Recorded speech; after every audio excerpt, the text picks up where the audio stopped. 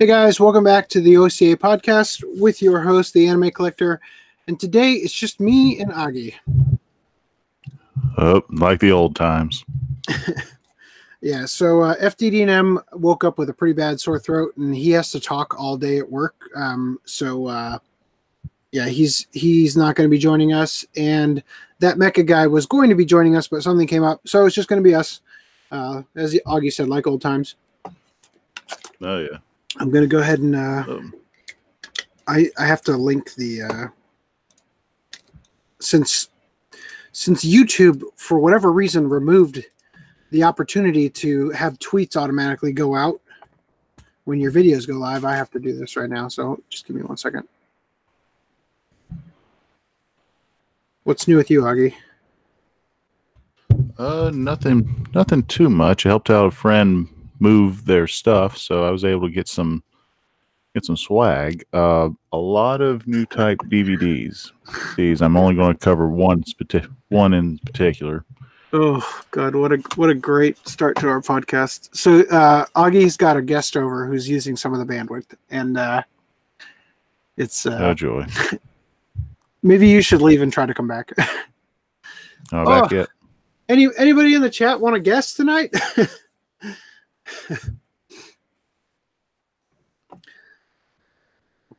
Oh my gosh. Let's see. Let me check my own settings here. All right. So let me. You there? I'm here. I hope I'm here. Does he sound like that to you guys in the chat? Augie comes in fine for you. Okay, that's good to know. Good. Oh, there you go. You're back to normal. All right. Whew. All right. Okay, so starting. Boy, this is just going to be such a great podcast. Starting. Well, first of all, I'm wearing my Azumagadayo symbol shirt. If you guys remember the last podcast, I had talked about how this is actually a more premium shirt than the rest of the polos I was making. I bought this to test it. I don't like it more, actually. So I switched it over to the cheaper shirt so I could offer it for less, because I actually like the other shirts here better. The fit is the one I'm wearing is a little bit loose, and if I was heavier, like it might not be, like it might be something I'd prefer, but for me personally, it's just like I don't like the way it fits compared to the other ones I had. So anyway, I just want to show you guys some of the new things that I've uploaded here on or offered to as an item on Stealth Weeb. We've got our which probably should not have done that. There we go. I've got Afro Samurai here. Put the number 2 headband on a hat. My personal favorite even is this one. But I'm not really a hat guy, so I'm not going to be wearing them. So there's that one. Let me go ahead and pull this back to where we were. Show you guys Band of the Hawk. I don't think I had very many of these actually last time, so I added the other JoJo poses, which are cluttering up the the dashboard here. We got Kamina glasses, Katamari, and I added a new Sound Euphonium shirt here. And by the way, I actually test ordered the Cement Addiction shirt, and I'll just say that it's not phenomenal, but it's also not terrible. I should say it's not terrible, but it's not phenomenal. So I have actually dropped the price a little bit to cut into my profit margin, just because I feel like it's more fair, you know. So anyway, and I also got my color swatches shirt, so I can start pulling stuff up there. So, okay, are you talking? Because you're not coming through. I am not talking. What you're hearing is the heating control unit. I saw your mouth moving, but you were just taking a breath, and then as soon as you moved again, I heard it come through. Anyway, okay. Oh, it's my computer for sure doing that. My wife just texted me, and the like chime that I heard in my ears was completely robotic. So give me a second. I'm gonna disconnect the AirPods and connect them again. Off to a great start today. See if I can fix this. Actually, Augie, can you talk real quick? I want to see if it's my headphones or. Okay, so I helped my friend move their stuff, and I got a few items. I'm not going to cover everything because it would be more like what do you call it? Like backups. So okay, so real quick, I just want to tell you guys, things have gone from bad to worse with me, and I won't bore you with my lovely complaining stories, but basically, the day after the last podcast, I had to go to California for a week because my son had spring break and we were just going to spend some time in there. Got to see 2 movies, which was good. I saw Fate Stay Night, Heaven's Feel Part 2 without seeing Part 1. That was interesting. And my wife and I got to see Battle Angel Alita. So those videos are actually both going to be some of the better ones, even though my entire first impression of Heaven's Feel was not having any idea what was going on. But it's one of the funniest videos I've ever made, so I'm really looking forward to getting that out. But there you go. The day that I was supposed to leave, I ended up having to stay up later than normal, and my wife left to go pick up our son. And while she was out, I got in bed, and then she called me panicked because they were being attacked by dogs, because she decided to walk instead of drive. And when my son was about the age that my daughter is right now, I was pushing him in a little blue push car, and my wife was with her family maybe 100 feet behind us, and she started running to catch up to my son and I. And this was in her neighborhood where she grew up, and a dog across the street got out, ran straight up to her and bit her in the leg and punctured her calf. And I'll never forget the neighbors saying, "Oh, don't worry, he won't bite," after he had already bit her. So that was a really bad thing that was happening. I immediately jumped out of bed, half naked, got in the car, opened the garage door, I opened the garage door on my way to the car. And when I looked in the rearview mirror, the garage door wasn't there. And I pulled out, and the garage door hit the back of the spoiler on the car and damaged both. So I have worst possible timing, yet another expense that is going to cost me money to fix both of those things. And I can't say when right now, but I've considered finding like a 9-to-5 job, and because my VFX work is coming in too few and far between to rely on that. So eventually we're probably going to need to push the podcast to a weekend, which is honestly probably better for the podcast in the long run. But I'm just not in a good place right now. I'm not going to even worry about that until after the JoJo podcast in May. And I've got some other stuff to be doing work-wise until then, so I can try to see if I can turn things around. But boy, it's just amazing how quickly things can just completely crumble. So anyway, there's that. And then let me give you guys a little update on the Vic Mignogna court case. So first of all, things are moving fast for a court thing, for law. But Vic was accidentally removed from credits of the Broly movie on places like iTunes. So I'll just show you guys real quick. He's the titular character in Dragon Ball Super Broly, but we only see Sean Schemmel and Christopher Sabat. Now, I'm not sure if Amazon can actually show more than 2 actors. I think that there might actually be a reason for this, but when it comes to iTunes, I'll just say I also found these. So this one here, Dragon Ball Super, the movie Broly, the one labeled this way, right? This one just says Sean Schemmel, Christopher Sabat. However, this one, Dragon Ball Super Broly, has a lot more of the people, including Vic Mignogna.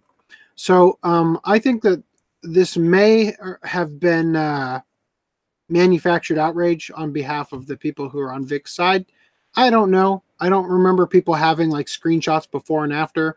So it could be speculation. There's at least 4 different listings for Dragon Ball Super Broly on the iTunes thing, but 2 of them were for the Japanese version. I don't know why there's so many listings here on the iTunes thing. But here's the more important thing. According to Rikeda, from Rikeda Law, Kamehacon, which is a Dragon Ball specific convention, had been threatened by Monica Rial and Chris Sabat over them thinking about re-inviting Vic after things started to come out during this whole thing. You know, a lot of the places quickly rushed to ban him from the convention or whatever, you know, delist him. But as things have come out over time, it seems more and more like there was a concerted effort on behalf of some bad actors here to get him fired and destroy his life. And as that's been coming out, apparently there have been, according to Rikeda, there were 3 hours of text message harassment coming from some of these people, allegedly, I'll say that, that will definitely come up in court. So we'll see where that goes. Now, last opening news here. Remember we talked about this Tumblr banning all their stuff. Just a little update here.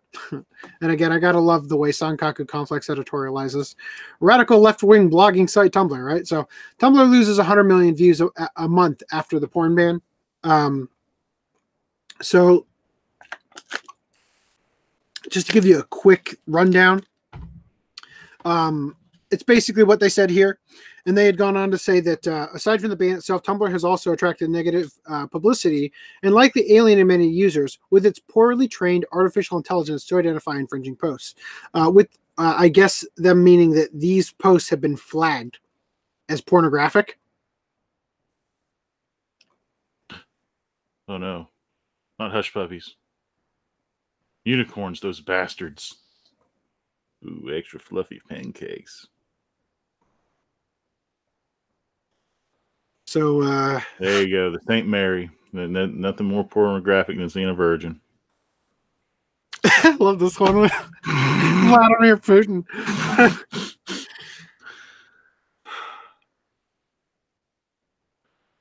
You know, I don't feel any. I do not feel any remorse over this. It's as if they're announcing they're going to smash their hand with a hammer. They finally smashed their hand, and now they're feeling the pain from it. I feel no sympathy for them.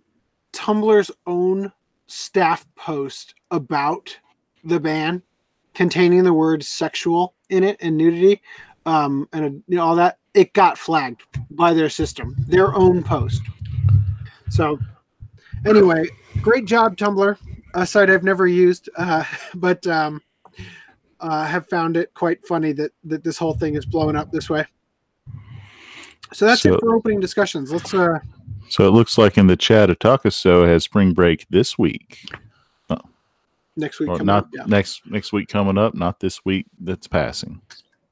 Yeah, it's different in different areas. My son didn't have spring break the same time as the kids in California that live next door to my wife's parents. Anyway, so pickups. Do it that way, so it's not like Christmas and spring. You want to go first, or do you want me to go? I'll go first. I think that it helps to keep fewer, like they stagger them so that there aren't like tons and tons and tons of kids causing mischief at the same time. Right.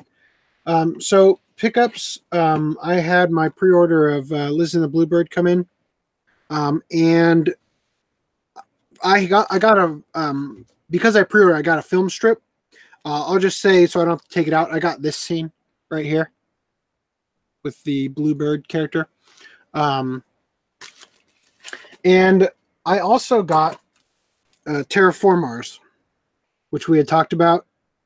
And get this, Diabolic DVD, the place that sort of announced all this stuff, the guy's name is at the top of the shipping form. So it must be like run out of a guy's apartment. Now this is Diabolic DVD, not Arrow Media. So I don't know if I should have ordered it through Arrow Media, but I learned about this going on pre-order because of Diabolic DVD. So That's where I got it from. Okay. And that's the Takashi Miike live action version of Terraform Mars. I believe there's something else later on that we're going to talk about that's released from them tonight. Yes. So I bought quite a bit of things I'll say from them.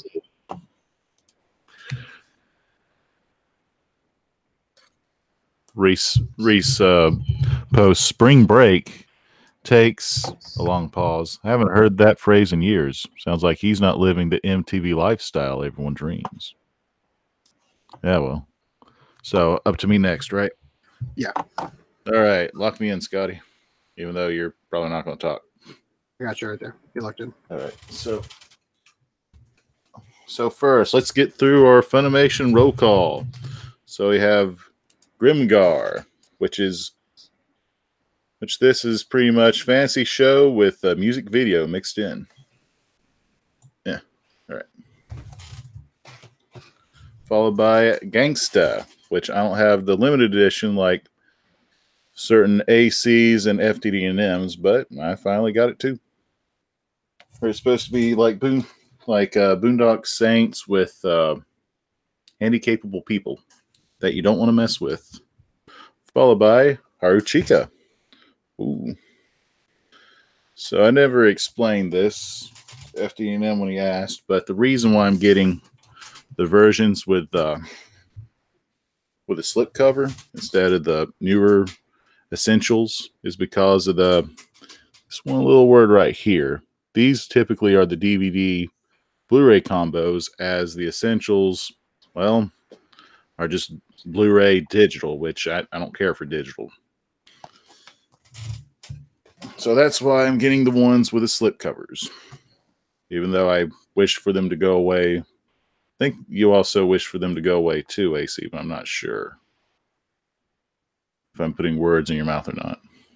I didn't wish for them to go away, but there's a bright side to them, to not having to hunt them down and keep them nice and all that.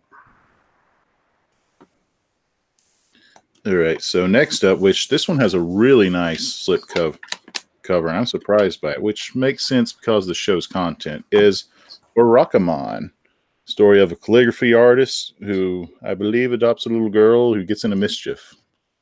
And for some reason, they take their calligraphy really serious, like written in tea time in Japan, or calligraphy for Japan.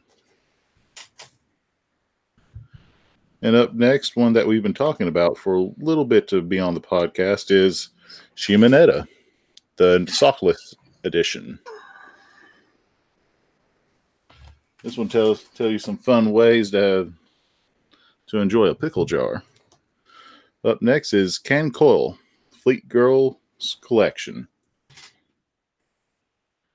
This is strange. Out of all the ones that I've gotten that are like this is the only one that remains to be the regular price, as the others who have gotten their essentials have lowered down to the 20-ish range. So, one more time.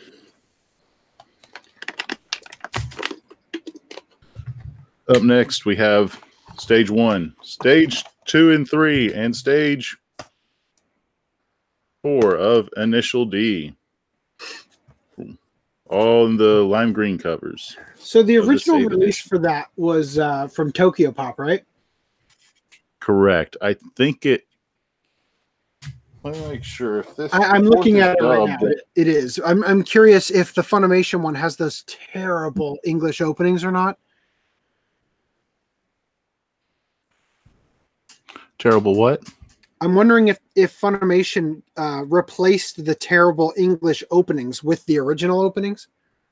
It has some awful, like, hip hoppy type crappy. Like, I don't even know how to describe that opening. It's so bad. I've heard mixed things about Initial D in general. Some people praise it, some people cringe. So I have no idea going into this series what's going to do to me. Otakusa says it's the good OPs. Okay.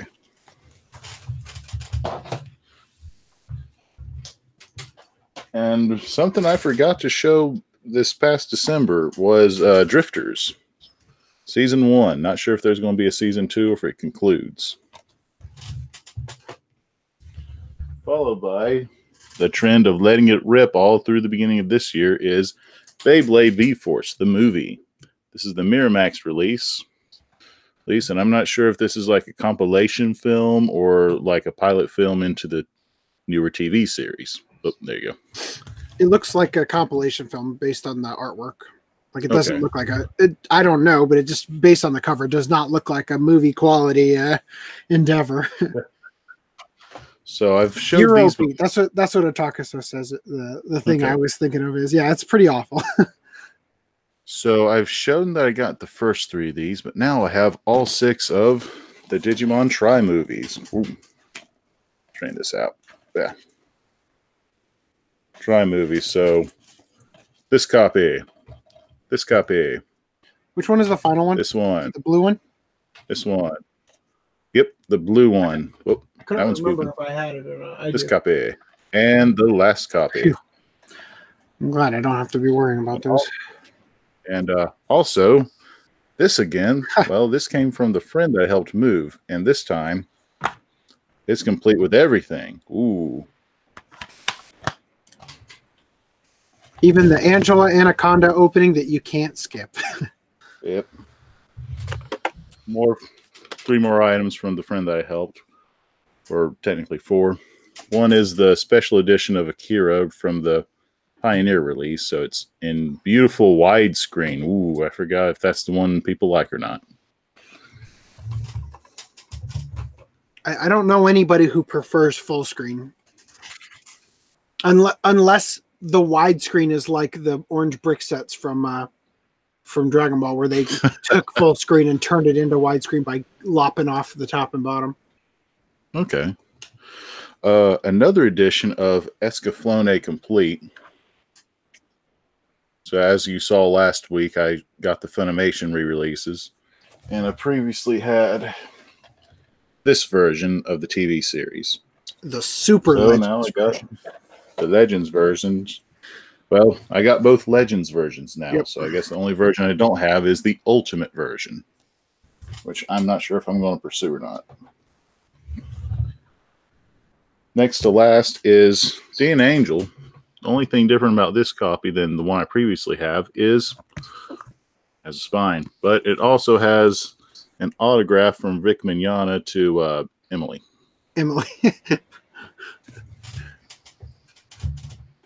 The Reckless Paladin says, "Sup, Justin? Nice to see your collection is growing." Yes. So the Reckless Paladin, how's Coleman been treating you?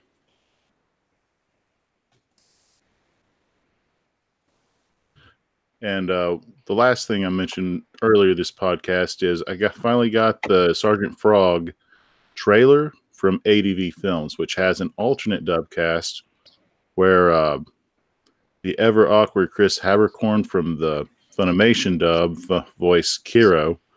ADV would have had Vic Mignogna voice Kiro in Sergeant Frog. So this would be Camera. It's Caro. Sorry. Not Hero. I got car captors on the mind. So this issue of New Type USA would be from December 2007 and would look like this. Oop. And there we have it. All the pickups I have for this week. All right. So jumping in.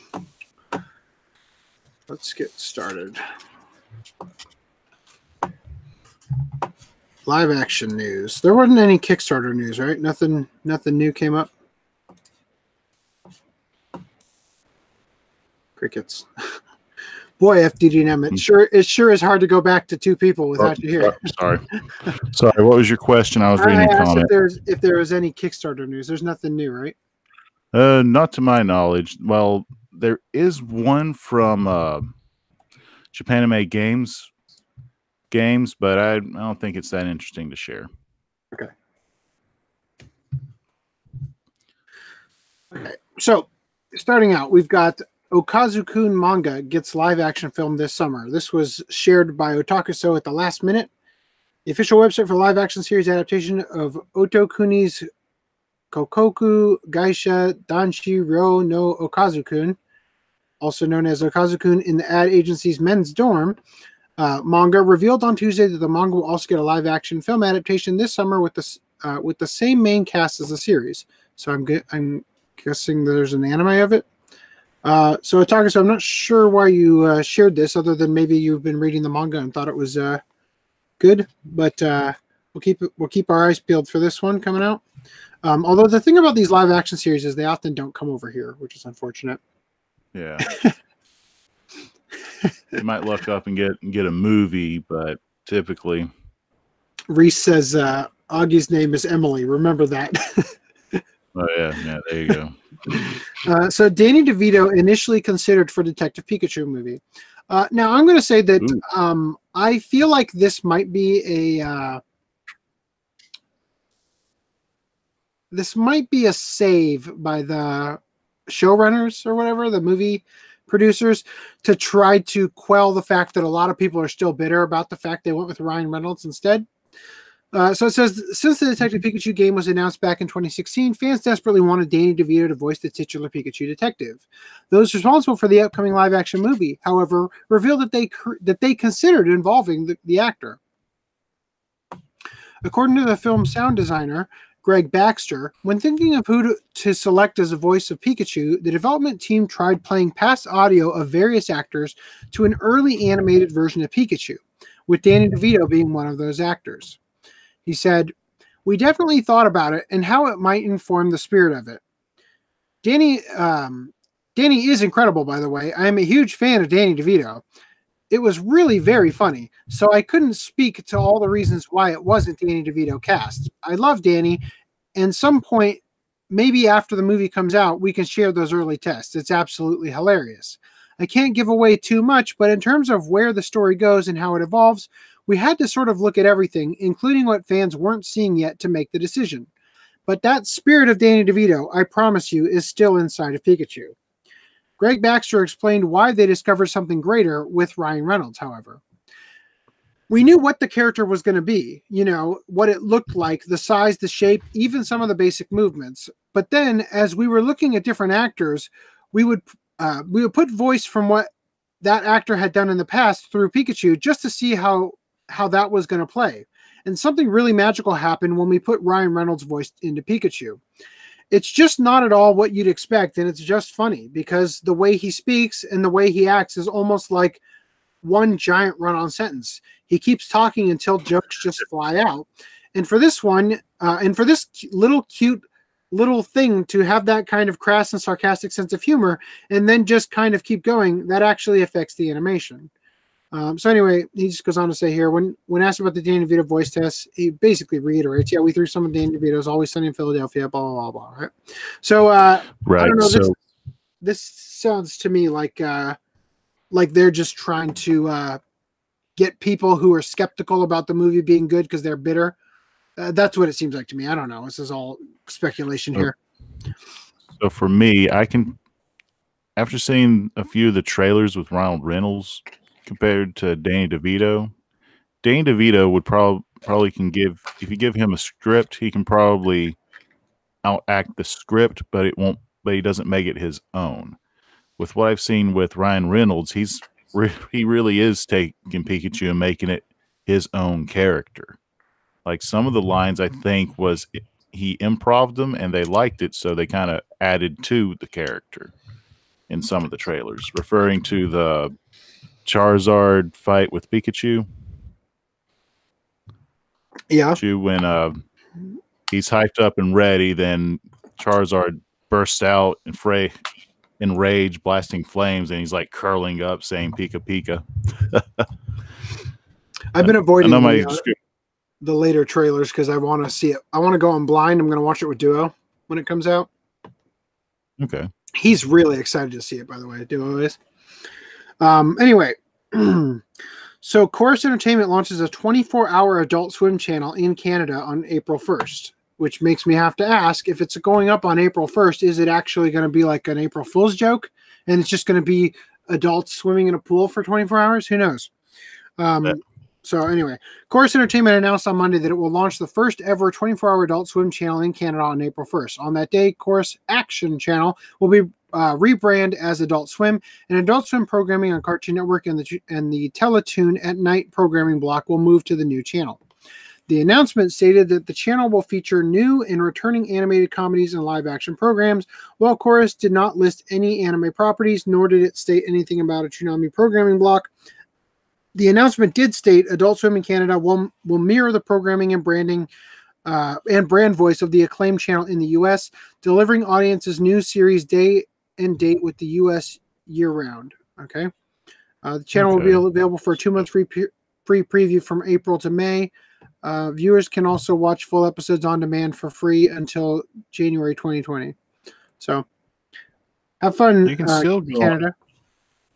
You can, for Adult Swim, you can still go on their website, and last time I checked, and rewatch Ghost in the Shell Standalone Complex and their other shows. So the on demand kind of sounds pointless to me unless they restructured how they use their website. So I kind of wish we had a British person to ask. This is very similar to like Toonami being its own channel. I know Britain had its own Toonami channel, and I think some other countries, maybe India.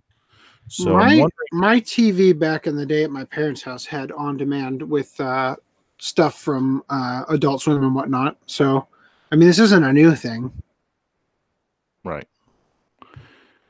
Just I wonder how it's going to live out, and if it works in Canada, will it expand in the U.S.?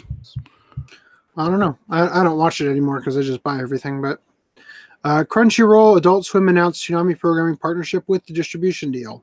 So, boy, do I have a stuffed up nose right now, and I wish I knew where my Dayquil was. Actually, I'm going to check real quick. Stall, Augie, read this or whatever. All right.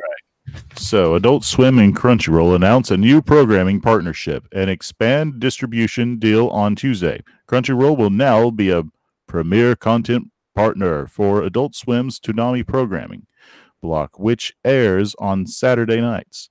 The companies will collaborate on licensed content, co-productions, and distribution opportunities. Crunchyroll General Manager Joanne Wage noted that the company's mission is to grow anime globally, and the Adult Swim partnership will help further that goal because Toonami has been incredibly influential in the growth of the anime. And I found Dayquil. Let me. Anything interesting in this article? Right now, I'm reading through a mission statement from Joanne Wage.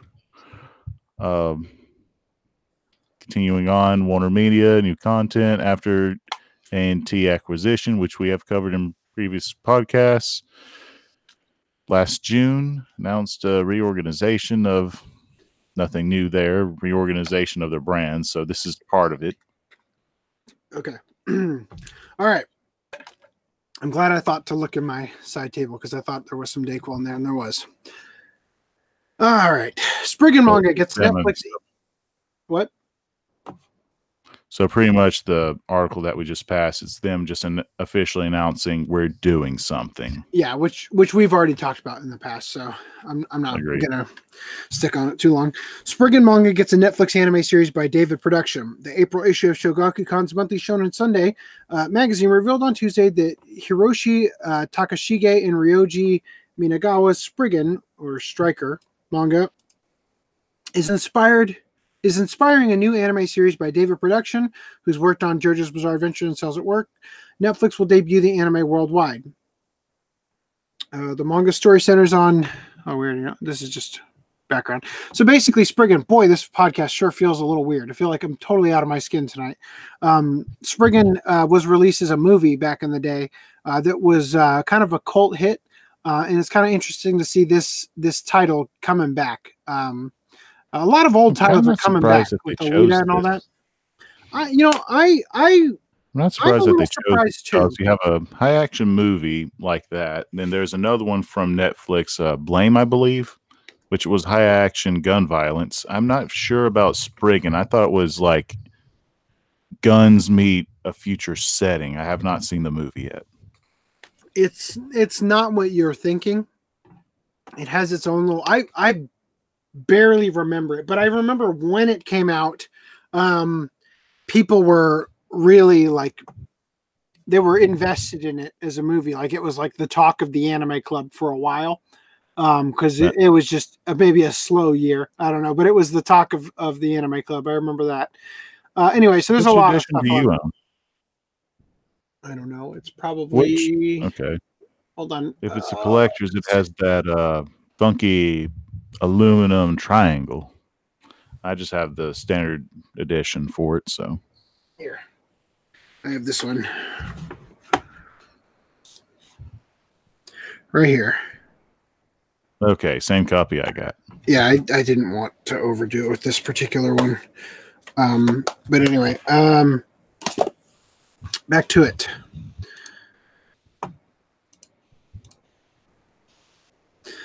So, Netflix announces Dragon's Dogma, Wit Studios' Vampire in the Garden, and Bone Super Crooks anime. So basically, this game is getting an anime. This comic from Marvel Comics, imprint Icon Comics, is getting an anime. And what's the other one? Wit Studios' Vampire in the Garden is getting an anime.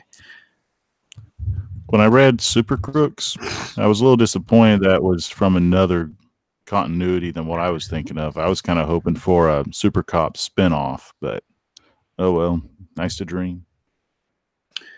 So, but the Dragon's Dogma sounds really fun. Yeah, and Wit Studios. I mean, they'll all probably be good. So Netflix announces new 20. I mean, this is such old news. When did this come out? Oh, wow, you are just so far behind the times, Bleeding Cool. Reese shared this just to confirm that it's going to be full CG. We've been talking about this for a while. God, way to ruin my God, this scene was so bad. Anyway, so yeah, the Ghost of the Shell standalone complex 2045 is going to be full CG, directed by Kenji Kamiyama, who directed the previous ones, and then there's going to be the other season or the other half. I think it was half of it's going to be directed by Kenji Kamiyama, and the other half is going to be Shinji Aramaki, who had directed Appleseed, which is going to be cool because he's used to directing these 3D CGI series. So it'll be pretty cool to see how that comes out, and I'm looking forward to it. And I can't say that this is actually production work for it, although this is always paired with articles about it, but her hair isn't terrible like it is in Arise. So that's something to look forward to as well. Netflix grows anime programming through partnership with leading Japanese production companies. Yeah, so we have a lot of Netflix news coming out here. So Altered Carbon resleeves, Dragon's Dogma, which we already talked about, Goes in the Shell, we were talking about, Spriggan, all that stuff we already talked about. So, but the thing is that they are partnering with leading Japanese production companies like Wit Studios and whatnot, and just more of the same. So I don't think there's anything particular here. Right? I know that the articles have been saying Production Dave, which we're going to talk a lot about that during JoJo month in May. But I'm kind of wondering where they came from. Were they a subsidy of IG Productions because of how well they craft 3D their 3D animation with their 2D? The only thing that looks good in their 3D is, so far what I've seen, is the openings to JoJo. Pretty much. Like I feel like they could incorporate that into the series, but more than just the openings. But so far, I just haven't seen that. So anyway, then I came across this: every movie and show coming to Netflix in April, and Kengan Ashura is not one of them. I don't know what's going on with that. I don't know why that is still sitting up there. Strange. It's listed on Netflix as coming soon, and the date for the show is 2018. It premieres on Netflix, yet it's labeled at 2018, and it hasn't come out yet in 2019. That's so strange, because when they showed it when we went to AX and they showed it, it felt like that they might be touching up a few things, but the God, I production hope is so. done. We specifically called that out in you didn't get to be in the actual first impressions portion where we talked about it because you were doing something. But when we talked about it, we had specifically said like there are a couple things in here where it feels like it could be perfect. And King and Ashra will be in July. That's an entire freaking year from when we saw it. Thank you, Reese. Hey, 1 year anniversary. Gosh. I'm gonna release that video after I've already recorded the videos from this year's Anime Expo. Unbelievable. Anyway, but yeah, there's a couple scenes that we talk about in there that I feel like basically the main characters doing the fighting are gorgeously done in 3D, but some of the background characters stick out like a sore thumb. So I'm hoping that they're actually going to give them a little bit more care in a final render, as we were just saying. But yeah, so anyway, Detective Conan's Toru Amuro makes surprise appearance in a German music video. What kind of genre is the music video? I don't know. Probably pop. Hold on.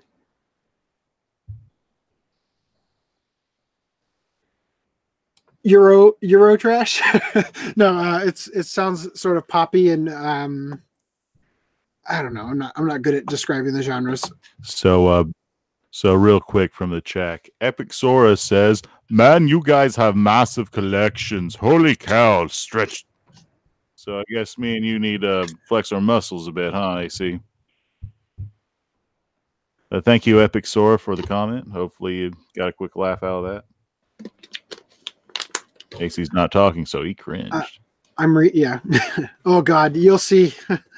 Wait till you see my first impressions of Alita. The amount of cringing I do just in the review process. I have a feeling you didn't like it. I didn't hate it,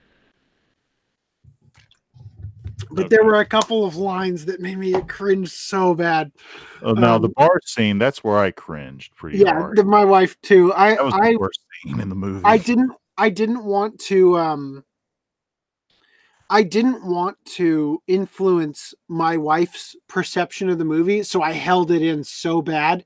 And I waited for her to just like in the theater before I'm like, she's awful, you know. Yeah, that was, let me put it this way. And I say this in the video. Christoph Waltz is way up here. Everybody else in the cast is way down here. And he does such a good job getting you in like in the spirit of following the ridiculous story, because he's really he takes it seriously, you know, his acting job, and everybody else is just not quite there. By the way, regarding Otakuso's comment, I was trying to get the recap episode. I actually had to watch it in Italian in order to mark that off my Anime Planet viewing. It's on YouTube in 3 parts.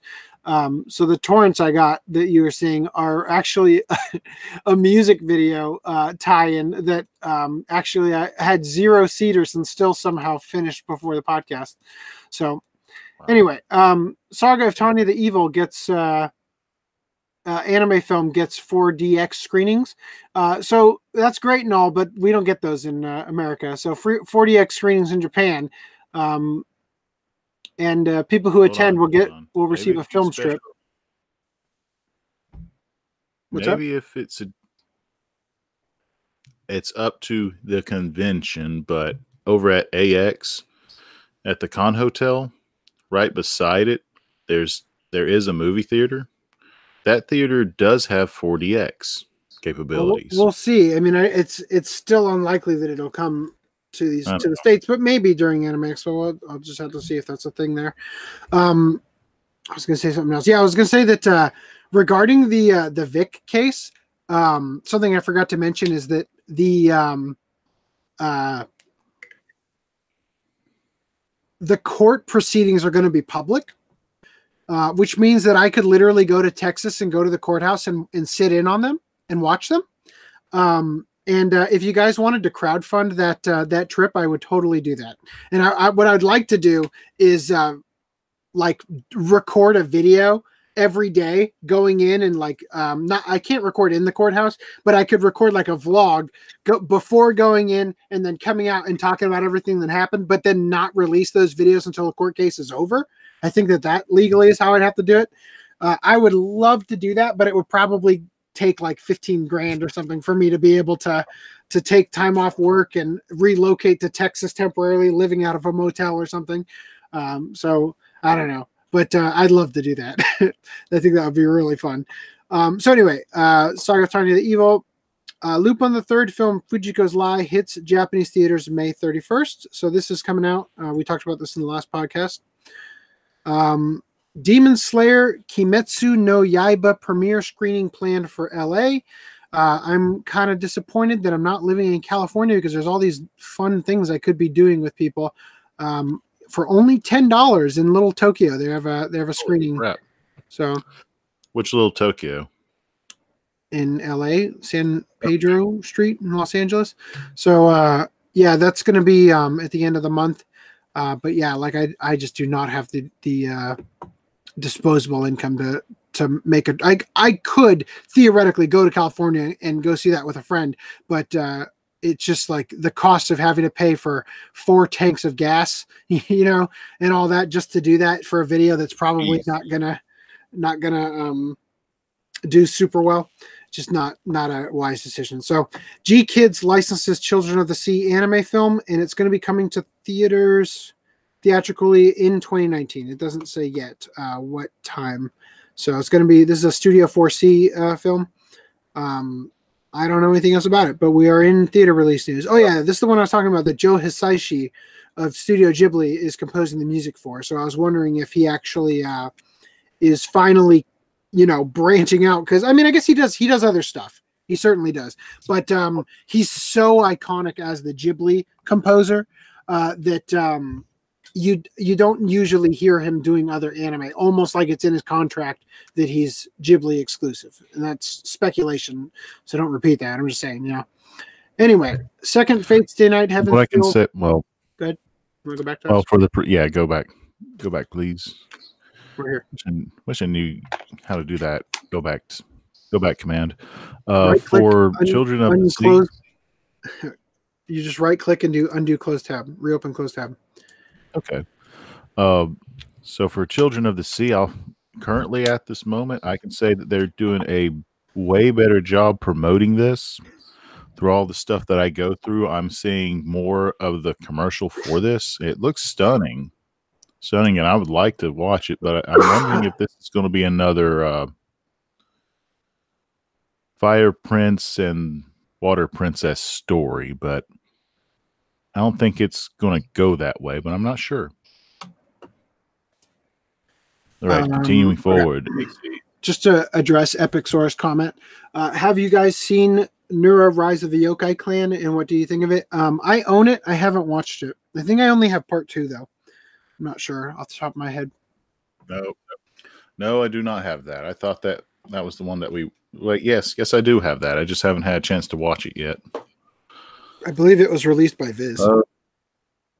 Released by Viz. Also believe it was released manga-wise by Shonen Sunday, so more likely I would like the show.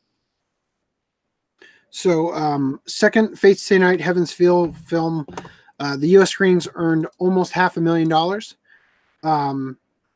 Well, Epic Sora, he says we're missing out.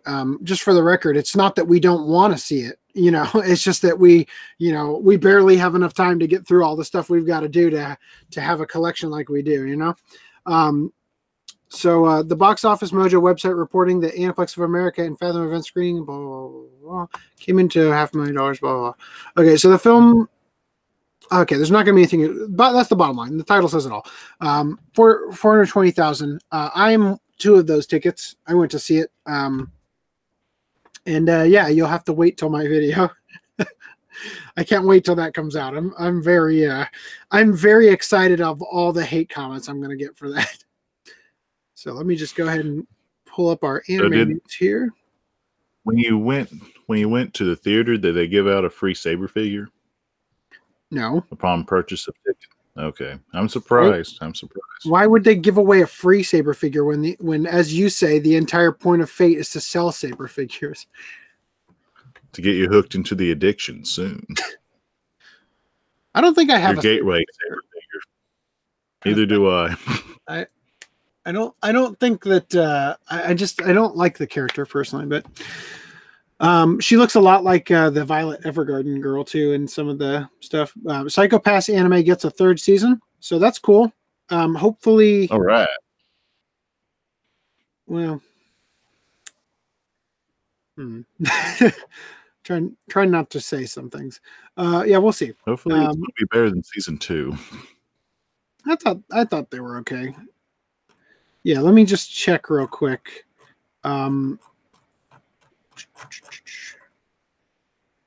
Epic Sora asks, wait, what's your channel's name? The Anime Collector? What do you mean? There you have it. Hey, good question. Are you talking to Augie?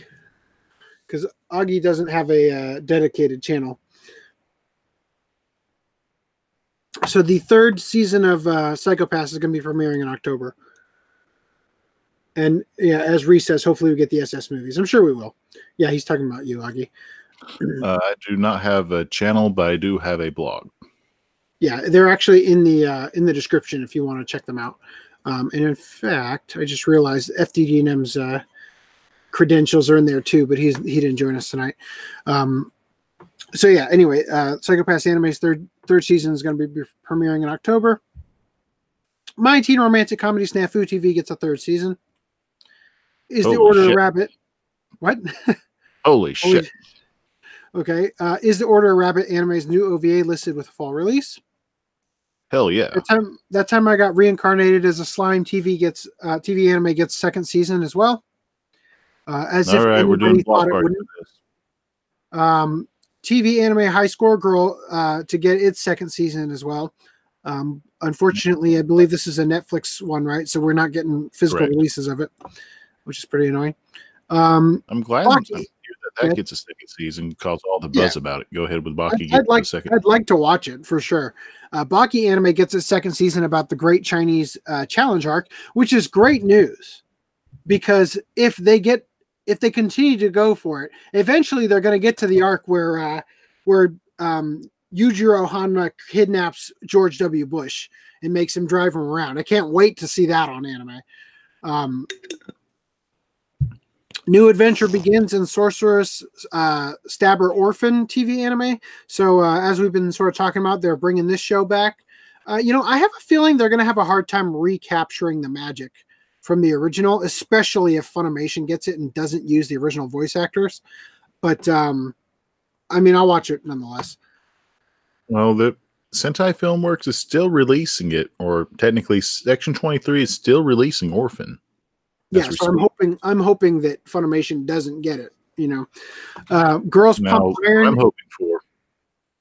What I'm hoping for from the reboot of Orphan is back novel wise. Orphan did have a crossover with Slayers, so I'm kind of hoping to at least get either a movie or an OVA from that. But that's probably a terrible PlayStation 2 game.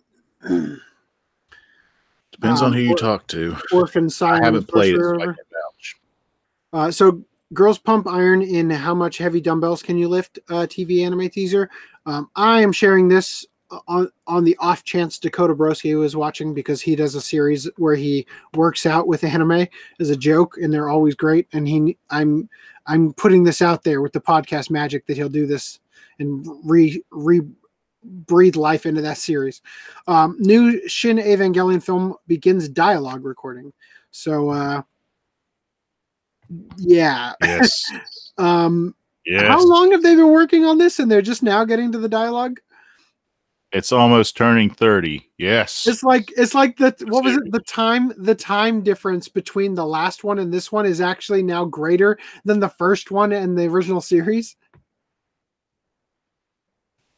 Anyway, hey, don't rush perfection. Yeah, well, you see, the thing is that when there's a company problem. There's a business problem when this happens, where it's very difficult to live up to the hype that you create. Valve can never make Half-Life 3. They will never, ever be able to live up to the hype, ever. They just can't make it. You know, stuff like that, just like it kills the brand because the hype of it coming will always be better than the actual product, right? So this is, I feel bad for everybody involved on this because I do not see it being a masterpiece, you know, but we'll see. Japan Shogi Association column endorses the Rio's work is never done. I guess one of the few anime about shogi is getting a endorsement from the Japan Shogi Association column. Okay, we're into manga news here. Tezuka's 1970 sex ed manga to receive special edition reprint. Now, I just got to say, Tezuka did basically everything that there was possible to do with manga. And when you think of your sex ed when you were growing up, let me ask you, did it have people getting beat up and visiting specters in like, no, then your childhood was terrible. Because clearly this is the way to learn sexual education. For a moment there, I thought it was going to mirror like with how Disney did it with, I forgot the doctor's name, but there's a Donald Duck character that had like all these educational films. He talks about different sciences, math, and philosophies. They also did sex ed with that series. So I thought it was going to mirror kind of what they did, but obviously no. It almost looks like it was inspired. He was inspired by Go Nagai to make this, kind of. Just to address Reese's comment where he says Miyazaki doesn't have a deadline for his new movie. The thing about Miyazaki is that the premise for the movies don't usually get out there like Ava. See, that's the thing, is that Half-Life 3 has Half-Life 1 and 2 to live up to. Ava has a hell of a lot to live up to, right? Those are different. Like with Miyazaki, he's making something new, and the project stays sort of shrouded in mystery, so it can go on for a long time, just knowing that he's gonna. To which Reese now says, "Waiting on Miyazaki's take on the Kama Sutra." So J Novel Club J Novel Club licenses Full Metal Panic light novel series. So I don't know, maybe my wife would be interested in reading these. She's I'm more glad to see more light novels getting released over here. Yeah, I wish that the audiobook versions Reese brings up Studio Ghibli.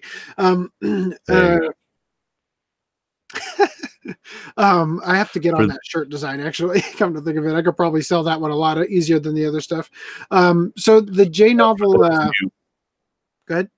For those new listening, Studio Ghibli came out in an earlier podcast when I was super tired and I really had some thoughtful things to say, but I slurred Studio Ghibli to be Studio Ghibli due to just being fatigued from the work week. Anyway, so CC is back. So yeah, I was gonna say my wife would probably enjoy this, though she's more of a manga person than a light novel person. Although she does read, books and stuff, so I don't know. But she likes Full Metal Panic. Anyway, what I'm trying to say is that the so okay, chat. Dang it, you guys get me so off track. I like how you said she reads books.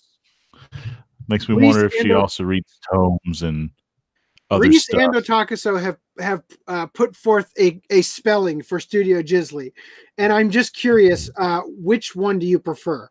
I prefer Reese's one. We've gone over this behind the scenes. I still stick with what I say. You don't stick to one spelling. You stick to changing the spellings of it. I don't know. I think it's an interesting, it loses its connection when you see it if it's not written the way Reese wrote it. Anyway, so what I'm trying to say is that Vertical Ink has has audiobook thing that they've been doing where they actually get voice actors to voice the characters rather than just have a narrator go through the whole book, and they add music and sound effects and stuff, and they're actually really good. And I'm hoping, as on Augie's point about light novels coming out over here, I want to see more audiobooks of light novels coming out over here too, because that can result in it's easier to consume, like when you're driving around and whatnot, to get through books in that way. So anyway, moving on. No Guns Life manga fires up a TV anime adaptation. And I just got to say, when your head is a gun and your hands are a gun, it's got to be so hard to live the No Guns Life.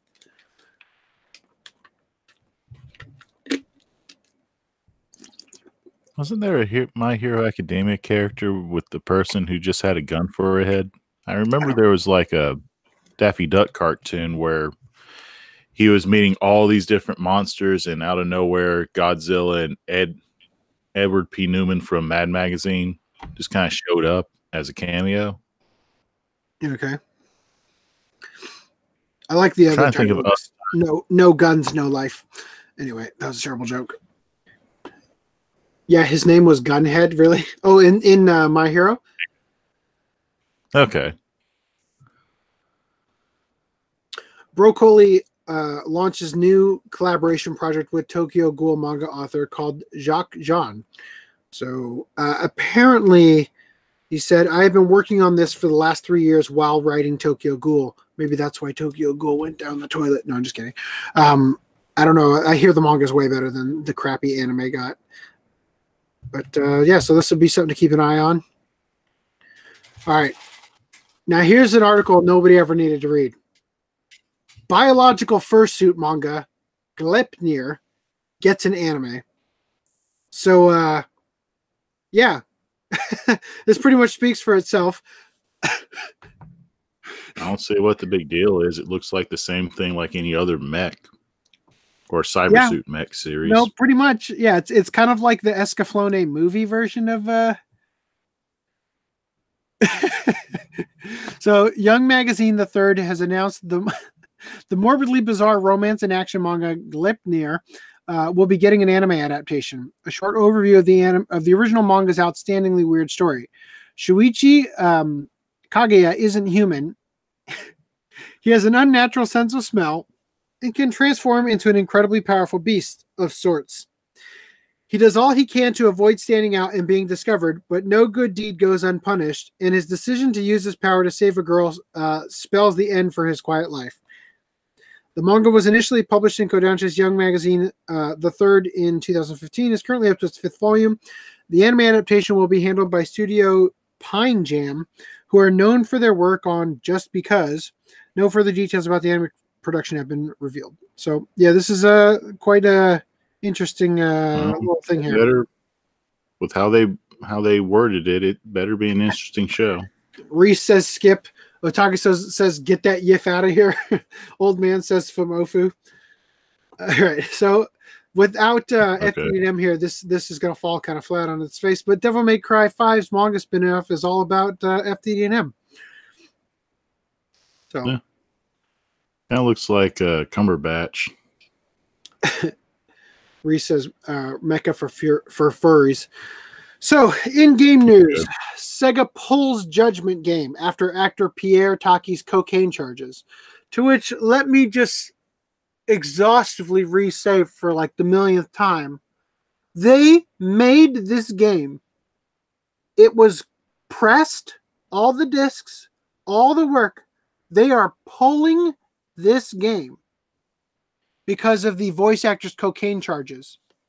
However, Rurouni Kenshin is still going. The creator is still making manga. Only got slapped with a $2,000 fine for possession of child porn.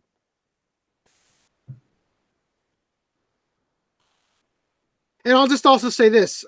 Actually, no, this is Sega. What was the game supposed to be about anyway? Judgment, is it?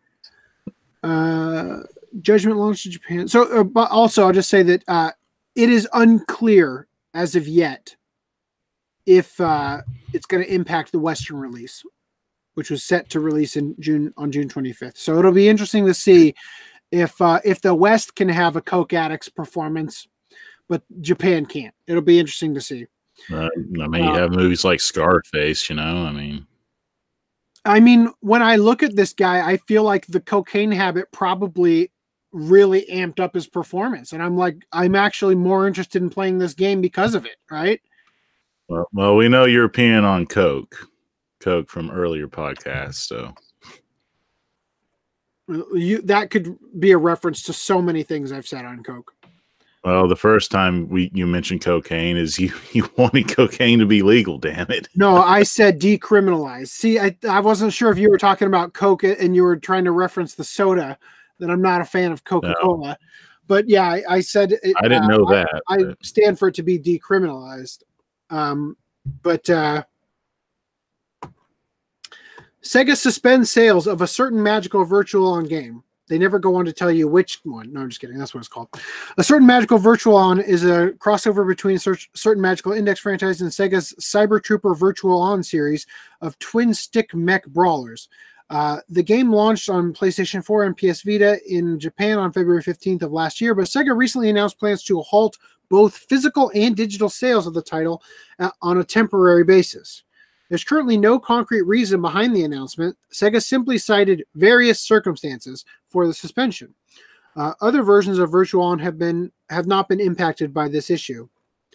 So I wonder if Pierre Taki ended up voicing a mech. I'm glad to hear that it's temporarily, because I like rail. As you see all the railgun characters, I really prefer that over Index. So I'd like to see them do more spin-off stuff, because you have a good cast right there. They're at least right with. So kind of looking at the mech, I wonder how the gameplay would be. Would this be like a newer version of Soccer Wars? So Reese is stating two of the most obvious things ever. Method acting to the next level, right, regarding Pierre Taki, and probably a bug to make all the characters nude was found. But you know what? I feel like Japan, that's already like included in a lot of their games. One of the articles I skipped on covering was regarding Devil May Cry 5 nude mods already out. So and like they had a detailed description of how to remove the lens flare that covers the booty. So anyway, Kingdom Hearts 3's Japanese seiyuu replaced due to arrest. Kingdom Hearts 3 will be replacing Japanese seiyuu for Olaf from Frozen due to the former being arrested for possession of drugs, a rather drastic decision that will no doubt have many criticizing the company. Again, it was Pierre Taki. Once again, except that here he's only being replaced, not hey, we got to stop all these game sales. Yeah, why not just I kind of agree here. If you don't like the guy, if you don't like the voice actor or whoever that worked on it that has a role that's noticeable, and it's something that you can just go in a audio booth and just re-record someone. I think in the case of Judgment, I think that it used his likeness as the character, and that's why why it's not that easy. They may just repurpose the entire game with a new actor. That would cost so much money to try to do that. I really don't think. I mean, what are they afraid of? Is Japan really that like crazy about drugs? I mean, I don't know about the drug situation, but I feel like it's super obscure to try to replace a voice actor who did drugs, because the common person who sits down and plays the games or enjoys the medias out there, they don't pay attention to the actors unless if it's like in your face Brad Pitt or that's been a major thing going on in the whole Vic Mignogna situation, is how few people are even aware. There's been like a lot of reports. I mean, I've been following it very closely, but there have been a lot of reports of people going to conventions and like hearing about people asking like, why isn't Vic here? Like, what happened? Like, I don't understand. And there just being like a whole big thing of companies having to explain their decision to more people than probably even decided to come just because they did it, kind of thing. And it's just like, it's a whole big thing. What I'm getting at here is that the scope of people who are actually in these niche markets that actually pay attention to the news in the niche market is so small. There's only three companies barring. There's only three companies barring Vic, to my knowledge. That would be obviously Funimation, Rooster Teeth, which okay, and some of the conventions, which all of the conventions. It's up to the convention if they want to pay.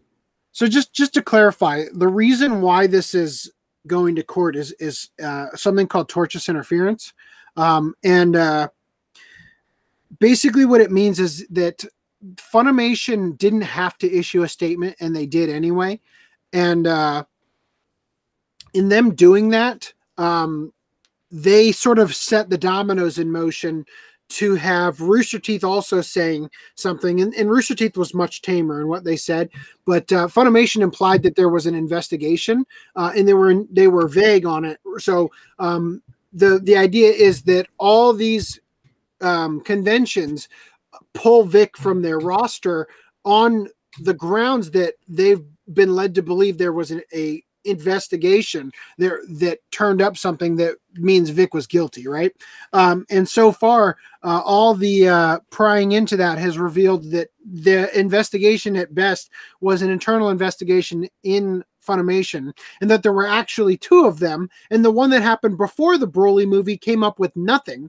So they have to they're going to have to answer for all this stuff, and it is legitimately like a legal issue that Vic is going to destroy a lot of these companies in court over the fact that that they can't defend their actions, and their employees or freelance employees who are not going to get legal counsel from these companies are going to be like the behavior they've had shows clear malice and all that stuff, and it's just going to be a bad time for them, which is why I would really love to go to the court and actually sit in on that. Before you swap, good.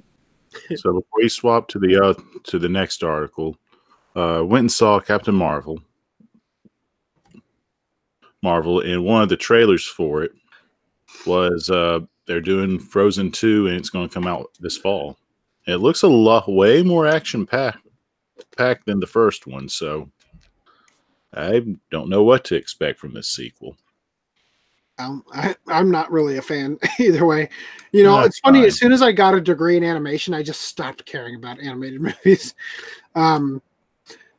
So I'm pretty sure. Yeah, this is the article that didn't show it. Okay, so this was shared by Otakuso. Super Real Mahjong PV pulled from Switch eShop because it wasn't censored enough. Japanese publisher Mighty Craft has announced that they've pulled the Nintendo Switch version of Super Real Mahjong PV because it wasn't censored enough. Wow, I love it when they say the exact same thing in the title as they do in the first sentence. The 1994 released Mahjong simulator with stripping mechanics was pulled due to the game having scenes that CERO, Computer Entertainment Rating Organization, and Nintendo both felt weren't censored enough. The publisher has pulled the game from sale and is reevaluating the game to be reviewed by Nintendo and CERO. A new patch will be released for players after it is reviewed and approved, and the game is expected to be back up on the eShop in a week or so. Previously, new censorship policies regarding sexual themes have been predominantly spearheaded by Sony, both in and out of Japan. Numerous games have been affected, including Omega Labyrinth Z, Senran Kagura Burst Renewal, and many others. So I just got to say, if you have to censor this game to get it into the store, you might as well not put it on the store because nobody's playing this game for the Mahjong. Because I agree with you, because if you're putting essentially a strip poker game, and you can't strip, what's the point, you know? Yeah. I really don't think anybody's playing this, not to mention the fact that you could probably download a ROM of this from the 1994 release and play it fully uncensored right now on your computer for free. It's like naming something new. It's like naming something nude boobies, but they have to wear bras and swimsuits the whole time. Like, remember that game we point? looked at where you play as floating pair of panties? Yeah. Anyway. Yeah. All right. So we got some other great news here. 11-year-old shoots father for confiscating video games. An 11-year-old boy shot his father after having his video games taken away. The boy threatened the police with further shootings if he was not given a PS4, an Xbox, and a PC. That kid has some balls. An 11-year-old boy in the American state of Indiana allegedly shot his father because he was angry that his video games had been confiscated. The boy, whose father works in law enforcement, told the police that he had been planning the shooting since he was at school and stole a gun from his father's car. He also tested a taser on the family dog before the shooting. The father, who has been named Matt Makowski, survived the shooting owing to the fact that his son was unable to shoot him in the head. Thank you again for your great editorializing, Sankaku Complex. The infantile shooter also told police that he wanted a PlayStation, Xbox, and PC, and that if he did not get them, there would be a part 2. So, sounds like part 1 is just going to end. Well, I'll say this. I'm glad this happened because clearly this kid was going to do way worse things had he gotten farther in life. Right? So at least, like by the way, his dad survived. So it's like at least this happening has intervened in this kid's upbringing in a way that is hopefully going to end up modifying and improving that behavior. Because this is just ridiculous. And also, well, I don't care if you're a law enforcement officer. You got to be a lot better at keeping your firearms and whatnot. I mean, the first thing you teach. Tase the dog. Yeah, no, this is a serial killer in the making for sure. This is and yeah. I get the thing that you teach your children or whoever, if you want to have a weaponed household, is safety, and you're not supposed to shoot people unless if it's life threatening. But well, the thing is that like the thing I teach my kids is even with toy guns, even with obvious, super colorful, sci-fi looking laser beam guns, you do not point them at another human being. You never point it at anything you're not willing to kill. You know what I mean? And obviously this kid has some pretty serious upbringing problems, which is sad to say. But like I said, at least it's happened. At least this happened, and we're going to hopefully not hear about this kid being a school shooter in a few years. Because this is hopefully going to get taken care of. Who says that even if the parents don't press charges, who says that the state won't intervene and take the child away anyway? Well, that's what I'm suggesting. I'm suggesting that that's probably going to happen. That this kid, that I really don't think, because I think there's police become sort of a protective class where I think it becomes a felony to. I don't know. I might be wrong about this, but I'm just saying that I'm sure that this is not going to end in the way the kid thought it was going to. I just love how he threatened for part 2 if they didn't get him. Was like, yeah, and I'll also take a pizza and some video games.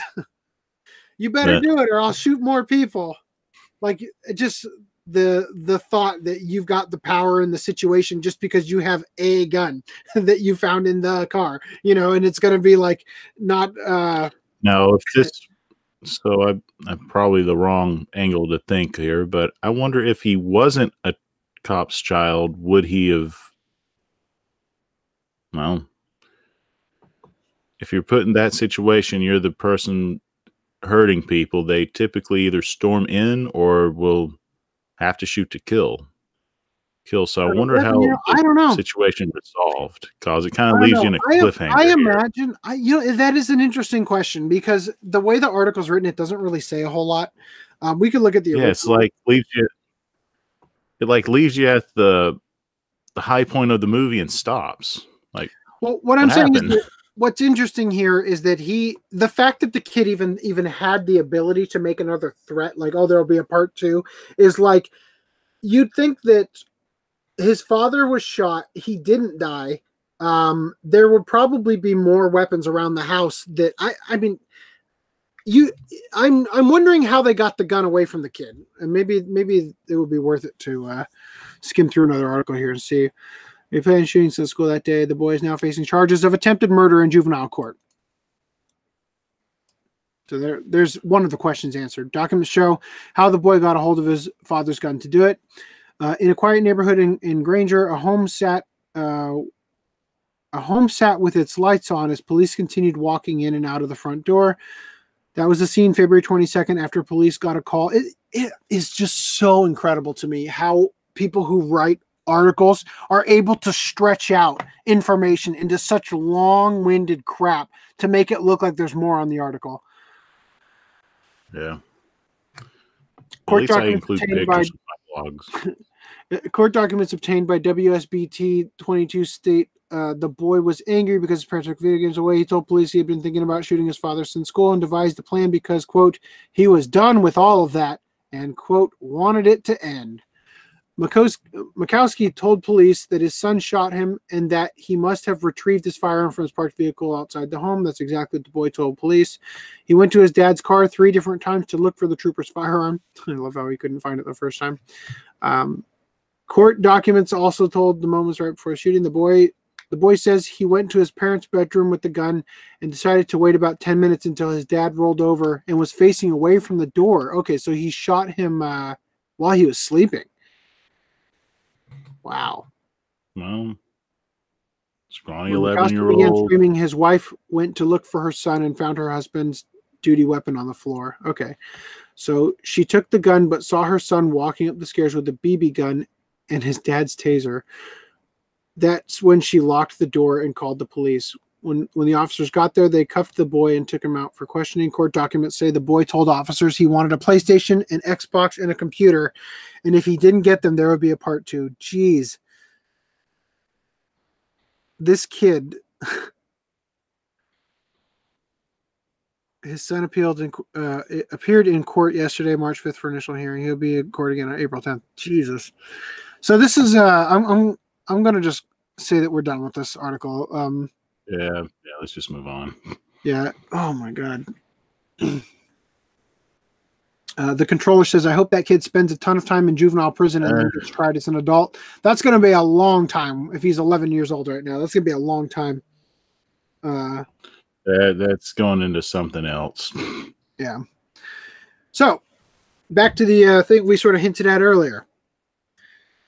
In the Aftermath film with Mamoru Oshii's Angel's Egg footage gets a Blu-ray disc release in the UK, which, to my sadness, is stated here is only in the UK, and it's got the stupid to be determined or to be TBC. What on earth does that stand for? Confirmed? What, to be confirmed? It's right here. Like, highlight where you're at. Right here on the lower right corner of the thing where the rating thing is. I'll go with to be confirmed. I'm not familiar with that. So, distributor Arrow Video announced on February 23rd that it will release the film In the Aftermath on Blu-ray. So basically, I'm not gonna read again. I'll just tell you guys what happens. So this movie, In the Aftermath, is a 1987 film where it's spliced footage from the 1985 anime film Angel's Egg, directed by Mamoru Oshii, with new American live-action footage, right? So I'm guessing this backdrop here is from Angel's Egg.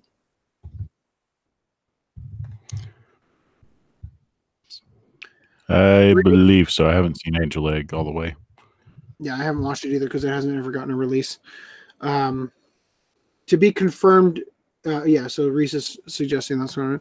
Yeah, Old Man says his record will be cleared when he's 18. And the controller says, is this not enough evidence to not have kids? You know what? That's a personal choice.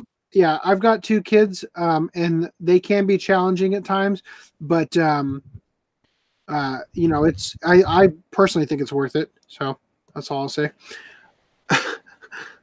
The controller says, hope he doesn't drop the soap. Yikes.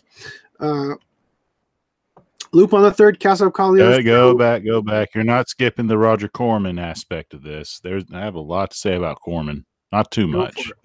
So the magic of Corman. With his movies, you'll either get something amazing like The Raven, where you have like all these old actors and future actors in this amazing movie. Then you get B-listed films that are a miracle that they're ever made, just like Deathstalker 2, where more notably they cast this porn star to deliver such lines as, "Deathstalker, is that your first or last name?" Which it's a miracle that movie got released. So seeing him take an anime movie like Angel's Egg, he has nothing to do with this. Roger Corman has nothing to do with this. Roger Corman's protege, Carl Colbert, is the one who made it. Oops. All right. Just for the record. Moving on. Yeah, he's only listed here because this guy studied under him or whatever. Damn it, I was almost at a Corman rant. Oh well. So Lupin the Third, the Castle of Cagliostro, 4K. Yeah, so we're getting a 4K Ultra HD Blu-ray set in Japan on July 24th, which means, I don't know, maybe we'll get another release of it over here. Getting good. Lupin versus a Clone released in Japan today, and what I'm wondering is, I've seen this movie upscaled to higher qualities, and it's still the animation is still amazing, but you still can't get past the whole pencil test feel and look of the movie. So how much clearer are you going to get, unless if it's more of a case to better the audio quality for this particular film? I don't know, and it'll be interesting to see if the 4K is an actual upscale, because that's kind of an interesting idea, that to see if they actually upscale for the 4K or if we get a legitimate HD, like Ultra HD thing, Yeah. So Hozuki's Cool Headedness returns for 3 original anime DVD series. So volumes 29 through 31 of Natsumi Eguchi's manga will include new episodes as a special limited edition bonus. To which I'll just say, hopefully, I guess that comes over here. I don't know. I've never watched this show. To me, you're not missing much. This I don't like the show because of the pessimism. Granted, it is in hell, but this guy looks like a pessimist. He just lowers the show's potential, in my opinion. He's like the main drag, and he always seems to solve everything in such a negative way. When I was at my anime club, we watched the first season of it. The only highlight people liked about it were these damn 3D CG goldfish plants, which I thought it wasn't that much to continue the show. So when season 2 was trying to be voted on, me and a couple of people did not vote for it. So I only saw like 1 or 2 episodes of season 2, but I guess I'm glad it has a following, just to have something different to watch. But there could be better shows deserving of more seasons, like Good Luck Girl, Yeah.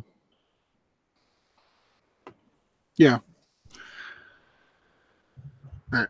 So the reason I bring this up is because the Attack on Titan OVAs were released the same way, and those did get over here, or at least some of them have so far. In fact, every once in a while I have to double check to see if they've released the new ones, because I think they only released 3, maybe 4 of them so far out of like 6. So anyway, it was released by Kadokawa, correct?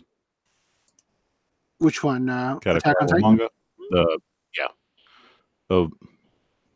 Special OVAs released with manga.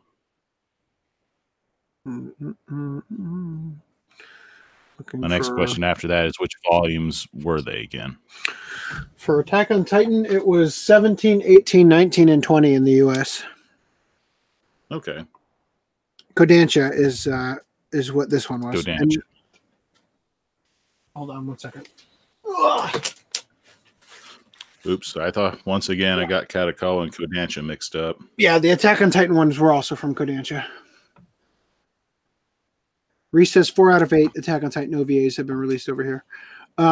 Okay, so first 10 minutes of 1989 anime film The Venus Wars streamed for the remastered Blu-ray release. So in Japan, Right. they've got a remastered Blu-ray that's coming out. So that'll be interesting. I don't. This movie was kind of forgettable for me. I don't. What? I cannot. This is one of my remember. favorite anime movies. Yes, it has outdated commentary on the Gulf War, but seeing how the mechs move, how the character has to frustratingly begrudge and go forward against the conflicts that he's having to deal with, losing his house, going through. Maybe I haven't watched it joining the actually. rebels. I'm just saying, like, I have zero recollection of it. I know I own it. I own the DVD that was released by. Well, it's like U.S. next Manga to me. Corps. Hold on, Beautiful Joe. Here it is. Yeah, I've got both of the U.S. Manga Corps releases right next to me here. I'm one of those people that's seen this at a Blockbuster. You lock yourself on at a Blockbuster, and I'm still stunned by the series. So I almost have every copy of it released, except for that second one that you have, AC, the one with the full picture on the. Did DVD Discotech re-release it by chance? Yes. And they also released it on Blu-ray as well. Yeah. But this is a remastered Blu-ray, so this is going to be.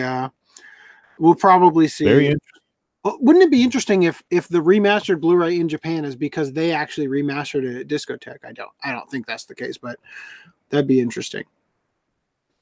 Anyway, all right. Who'd you get a buzz from? Mr. Nice Guy. Uh-oh.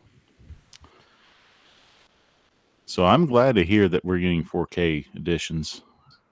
All right. So we got some today. We got just for the record from Sentai. I don't think this was 4K. This is just remastered. Okay. Yeah, so we've got new releases, new pre-orders. So let's see. We've got He Is My Master. That needed reprinting again. The Squash. That one definitely. I'll wait for you to click them up and talk. I'll just pull them all up. I'm going to skip Adventure Time. I'm going to skip the essentials if that's all right. That's fine.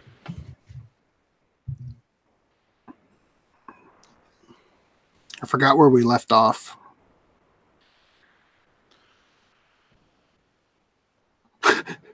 It's the most false advertising I've ever seen on that cover. Which one? I'll show you in a minute for Berserk. Okay. Okay, Love Tyrants. I feel like this is still new stuff.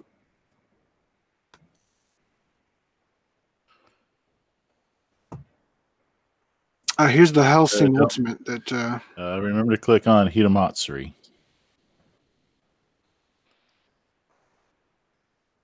So this is strange. We already talked about A Silent Voice, but there's another one before it that was released that we haven't talked about. Okay. This cover looks really weird. I know. Well, when we get into it, you'll know why. Okay, so this is a SD Blu-ray. I don't know why. Why not just? Was this originally released on 2 discs? This is a short series. 2-disc DVD. 2-disc DVD. To my knowledge, this one's been needing a reprint for a long while, so it's nice to see that's getting replenished for the demand. DVD Probably more so because it's on Blu-ray. I'm the same. I know where you're coming from, AC, and I agree, but for some reason they're forcing the Blu-ray trend on us. I wish they had at least dubbed it, because that was one of the things that was only in Japanese. Would have been nice to see. Isn't there a part? I could have sworn there was a season 2 to that hasn't gotten released over here. I don't know. I mean, we could look it up real quick if you want. Okay.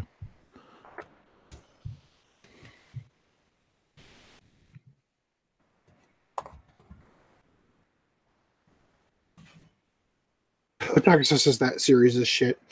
The alligator Well, he was can go fun. watch. So I'm seeing there's no second season according to Anime News Network. Okay.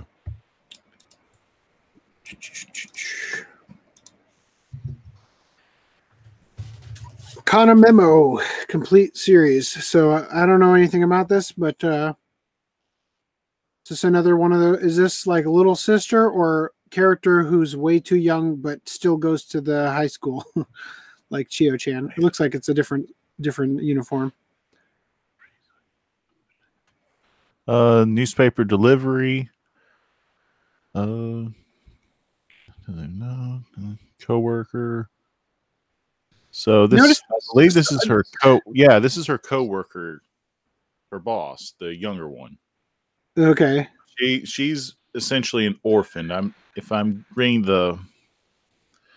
So she's like abandoned because her grandmother died and that was the only person taking care of her. So she joins a newspaper route, and I believe she is the younger one. I believe she is her boss. Right Stuff needs to fix the coding on their site. I can't even read this text down here. Special features, clean opening animation, clean close. I can read it. Okay, cool. I didn't need to. I'm assuming it's life drama. Yeah. So anyway, this is I don't know. I'm not itching to buy it right now, especially since I don't have cash. But Samsung is no longer making 4K Blu-ray players, according to Old Man. Which one?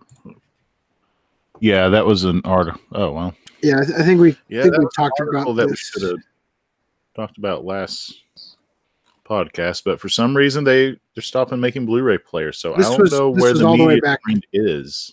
February 17th. I think we did talk about this actually. I don't remember. So yeah, it's not digital. There's not really a market for it. It's such a niche market for people who actually want 4K. And a lot of people are buying it just because it sounds like more, but it is certainly more, but I'm just saying, like, it's not like the quality difference for the when you are sitting in your room watching TV from the distance you're watching it, the difference is so negligible. Like color depth would be something way different to go after rather than, just bigger resolution, which is what they did. Anyway, Bisquash, which actually looks like a basketball. It's pronounced Bisquash. It is basketball. It's either Nike or Reebok, but pretty much giant robots play basketball and wear these modern advanced Nike/Reebok shoes to save the world. That sounds it's like over a the terrible top. It's show. silly and it is fun. And what is this thing? It's super fun. What? It's like a little dragon. I think it's some sort of ferret. It doesn't look like a ferret. Pretty much giant robots. I'm more focused on the basketball. I forgot what it was. I need to rewatch it. Old Man says, I've seen Kana Memo. It's just cute girls doing cute things with light humor. It's not that good. According to what we were watching for. So anyway, here's Hozuki's cool-headedness that we were talking about. Yeah, I didn't like this show, so I'm glad to see that they're releasing DVD. Yeah, although I'm starting to get worried. I'm starting to get worried about ever buying a DVD when stuff happens where they stop releasing it on DVD when they get to like the later seasons and stuff. So since they also have a Blu-ray, I would probably go for that one from now on. At least Sentai kept their word. So Royal Space Force gets a Blu-ray release. Oh man, I haven't seen it, but I know it's shocked. So here's the see more button. Why wasn't that on the other one? Maybe it just didn't load, and I should have clicked on it. I don't know. I feel like I've got the HD DVD of this. It feels weird. Is this the first time it's been on Blu-ray? I want to say yes, but I'm not sure. Pull up that A&N listing. Let's figure it out together. Otakaso asked HD DVD. There was a point in time when DVD was selling well, and they wanted to move to the next. Oh, never mind. They already figured it out. Okay, so let's see. Blu-ray Region A. Yeah, all the way back in 2013. Also released by Made in Japan. Maybe this is just a reprinting. So, aside from new cover, what's so different about it? I don't know. I don't think this movie's that good. There's a rape scene in the middle of it that just sucks you out of the movie too. It feels so weird. Like if I was the director, I would have just cut the freaking scene out because it does not add to the movie at all. It just makes you not like the main character anymore. Anyway. I haven't seen it, so I don't know. Well, special features is Japanese trailer collection, so maybe it's to give you the full theatrical feel for the movie. I don't know. So somebody earlier said GoNanner here is getting Blu-ray now instead of SD Blu-ray, which is, I guess, what it had before. Yes. So did watch this show. Did Sentai release it on SD Blu-ray? Because I'm going to start feeling real betrayed by companies that make a SD Blu-ray that I buy and then they get the and then they do an actual Blu-ray like a couple months later. I think for this one, this is the first time it's on Blu-ray. Oh, no, I get that. But I'm just saying, like, if a company starts doing that, if they start putting crap out, because it's like a lot of these things, it's like, it feels like the companies are, so Discotek, I would say, is the only one that's actually been very selective with their stuff, you know, but other companies are doing like, he is my master. There's really no reason for that to be on SD Blu-ray. You know what I mean? It didn't need it. Okay. So I'm saying that if I buy that SD, if I upgrade from my DVD copies of that to the SD Blu-ray, I'm gonna be pretty upset if in 1 year there's an actual Blu-ray that comes out, because I'm not going to spend the money on it twice. You know what I mean, or 3 times. So. Gotcha. You don't want to. Okay. So Reese says the SD Blu-ray was slated for May but was canceled, and now it's an actual Blu-ray. Is what I'm getting from that. Reese, is that what you're saying? Awesome. I think they're learning from. That's forgivable. All right. There's another mech show that they were going to release on SD. People said, roared, no. Yeah, that one. Yes. So I think they're learning from that and getting more sales. Hey-o, we're getting season 3, and they're shooting these out fast. I'm kind of liking this. Can't keep up. A little disappointed. Especially with how expensive the first season got pretty quickly. Right. You know, hard to stay on top of. This is the one I was saying. It's completely use the manga like artwork for this horrible 3D CG show. What an awful. Hold on. I know the TV, when it was airing on television, I know it was horrible, but I heard when they released it on hard disk, they fixed up a whole slew of stuff. They fixed up a lot of it, but not enough of it. Okay. So, and this is pretty annoying. The complete series, XXIV episodes. So you're going to write 24 episodes in Roman numerals for no reason? Yeah. Gives it a more Celtic feel, I guess. What's Celtic about Roman numerals? Romans invaded. I guess anti-Celtic, if you want to be historically accurate. Okay, so God, that looks so bad on the front here. I already have like the other ones and the limited edition and all that, so I don't know if I'm going to even bother with this. Yeah, they got more options to buy that. The complete series of Love Tyrant, which, yikes. Looks like is this supposed to be this character as a blow-up doll? Do not know. Yeah, possibly. Oh man, I'm really catches the goldfish out of her. The fact that her hair is tangenting this is bugging the designer me so bad. I don't think I could own that. That's bothering me so much. I hope they change that for the. Well, it doesn't say art not final on this one. Poof. Anyway, you could have moved her down or her up slightly. Like there's so much you could have done to fix that. Just have it Or pop at out on least the other make it side match, slightly. at least have it match. If you're going to do it to the redhead, have the yellow circle behind the blonde. Come on. What's going on with this thing? Is that what she's holding? I think it's she's holding it. Whatever it Photographer is, I want to says say it's it's a fun series. Good, good. Anyway, I'm just like I'm getting triggered by this tangenting here. Anyway, so we've also got that last Diamondaler. This is an essentials collection I accidentally clicked on. Yep, and I At own least that last their heads are breaking the frame here. I can dig that. So this is Prince versus Penguin Empire. All right. Anyway, Hellsing Ultimate. So this got a conversation going in the OCA Podcast Discord, link in the description, where we were talking about the, or I should say, FDDM was talking about the custom art box we were going to do, because this kind of negates the necessity of it, I guess. And you could probably just shove this in the first art box. Just take the other crap out if you wanted to, but it's kind of annoying. Well, actually, let's check out what's in the special features real quick. I'd really love to watch this, by the way. I loved the first ones. I bought the 4 volumes that were released by Geneon and watched those with my wife, and we really enjoyed it. Except for it's pretty cringy. The watch it subbed.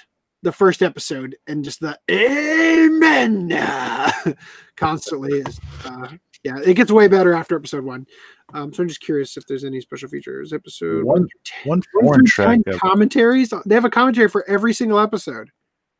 Yeah.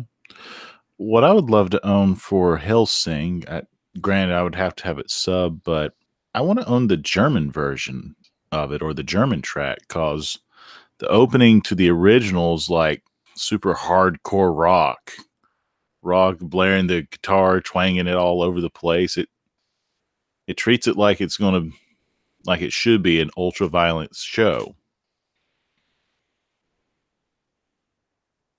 And I feel like that song matches more with the show than the slow rhythmic jazz, someone smoking a cigarette and you see the ashes fall. Like it. Come on. No, I love the soundtracks for Hellsing. I think that is a as I always say, I think that is a huge factor in the success and the lasting success of the franchise, is the brand identity of that music. Now I'm talking about the original TV series, not Ultimate. So Reese says that Hellsing box mock-up is weird. It's supposed to be a 5-disc set, but the mock-up is a fat case. Yeah, that is a little weird. Oh.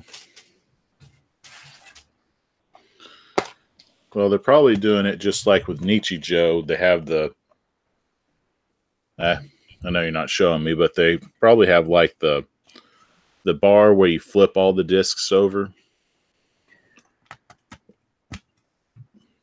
Yeah. It just looks like a 28mm case. Anyway, I'm looking at the okay. All right. Anyway, moving on. Hinamatsuri. All right, Hinamatsuri. I really enjoyed this when I watched it. Pretty much, psychic girl moves to the modern Earth and comes across this mob, a gangster of sorts, and slowly the gangster kind of has like a father-daughter relationship with this airheaded psychic. Along the way, you meet some of her friends, like the blonde who is supposed to take her back, but ends up just staying in this world and slowly learning that, and slowly becomes from homeless to kind of adopted into this family who owns a restaurant. Just really enjoyable, really hilarious. I'd recommend pre-ordering or watching. Old Man asked, "Isn't Hellsing Ultimate the second series?" To which Otakus said remake, and then Reese was saying it was a proper reboot. Yeah, I as in it like follows the manga more closely and stuff. But I think the original series has a charm to it as its own thing. Just to throw that out there. As we're talking about one ultimate series I've been really wishing that they would finally animate would be Trigun. Come on. Throw some Studio Dave into that stuff. You mean David Production? David Production, yeah. So here we've got our once again, what is this, like an hour and a half? Running time. Yeah, an hour, yes. 2 hours. 2 hours, 10 minutes. But come on. $80 for a limited edition of this? And they don't have a like content So change. So is it only pre-orderable only on Right Stuff? Because I know that Kleckner, through Sean Kleckner, the higher up at Right Stuff, really wanted to announce when this was going to be released. But now looking at the publisher, I thought it was going to be a Right Stuff exclusive movie, but I see 11 Arts now. So what? Are we stuck with just a limited edition, or when it comes closer? That explains why they took their sweet time to release it. Yeah, got to make sure it goes out in the theaters. Putting it in theaters so often. Yeah, I didn't think this movie was as good as it could have been. It felt like it almost hit the mark, just so close, but yeah, not quite. Personal opinion. Looks pretty. All right, the Kodan Collection. Crystallized Boy and... So I'm guessing the reason this looks weird is just because it's missing the Blu-ray thing at the top. You're missing the Blu-ray thing, and I went ahead and pressed play to figure out what this was. It kind of looks like it's animated in a similar way, like there's a mermaid in my bathtub, or the boy who catches aliens. Also includes the audio drama. This is definitely a boy's love. Yeah. Well, oh, geez. You think? Yeah. I mean, the Yowie hands are on full display, so. Well, you can't tell that for every show like that. Studio Cadence is one of the people who are dubbing the show, so for those who follow them, you'll hear some familiar voices from them. Publisher Kuma Telefilms. Publisher Kuma Telefilms. This is a new one to me. I'm not familiar with what they've released before. I know Comics Wave is a part of this, but I'm not surprised Comics Wave is a part of this. Wow. Okay. So, at least it's sold at a cheaper price. This might be one of those obscure titles for the future, but it'll be something to keep an eye on. Anyway. Now, if they do one with Yuri. So I saw this. I haven't read this yet, but I wanted to check it out. This Hey Answer Man segment on why don't Netflix anime get home video releases? Which obviously I think all of us know that some of them have, but not all of them. So Dark Shadow asked, so several folks in anime circles are complaining that whenever Netflix gets an anime exclusive, i.e. Little Witch Academia TV series, that anime title is effectively condemned not to be released on home video. Like it will never be released on home video ever. One person said it's because Netflix is holding shows hostage to force people into subscribing to their service, because letting it be released on home video would reduce the incentive to subscribe to their service. Of course, they actually let Stranger Things get a home video release, even if Target exclusive. A similar issue also exists with anime being released exclusively to Amazon Prime Video. That being said, what's making it difficult for anime companies to get the home video rights to the Netflix as well as Amazon exclusive anime titles for home video release? And Reese hold on. Reese is prefacing this article by saying a lot of non-answers from Justin here, referring to Justin Savakis. So he says, go ahead, Augie, you were going to say something? The Amazon Prime question that they stated is a legitimate one, because they do have a vast library of shows that you can stream, but not available for hard disk. So he says, I understand as a media hoarder that many of us still want to own our favorite titles, either as shiny discs or as a paid item on Amazon or iTunes. No, we don't want that. However, in this brave new world of feuding streaming platforms spending gobs of money to control content, we may not always get what we want, at least not for a while. That's what torrents are for. First, Netflix often does ask for exclusivity across every platform for a period of years, usually 3. I'm told, just as a normal part of throwing so much money at the title. For Netflix as a business, the value in owning the rights to an anime is that it attracts new subscribers and/or keeps current ones engaged in the service, thereby ensuring subscriptions. If there's another way to get this anime when it's current, it no longer serves to draw people to Netflix. By the way, I'm just going to say that, so like I said, I've been following the Vic case pretty closely, and I bang my head against the wall. Do you guys remember the Cowboy Bebop at his computer meme where somebody reported on Cowboy Bebop and they got every aspect of the title of the thing wrong except for at, right? Because the character was actually Ed. It wasn't his computer or her computer rather. And it wasn't a he, right? And all that kind of stuff. Basically the idea is that whenever somebody talks about something in the news that you're proficient in, it's like this weird phenomenon that the news gets everything wrong that you're like a professional at, but weirdly we trust the news on everything we don't know, right? So it's like if when the news talks about something that you do know, they get everything spectacularly wrong, why do we trust them on the things we don't know? You know what I mean? But as somebody who's been deep in the anime news, doing the podcast for so long, I heard them talking about stuff all the time with speculation on the Vic Mignogna case. And I got to tell you, I've banged my head against the wall with how wrong people have been, or just the speculation is just really not right. Anyway. So let me just say that one of the things I've been hearing is people were claiming that Funimation was completely incompetent. And that's why they're so far behind with Dragon Ball Super dub. But I think that it has to do more with Toonami.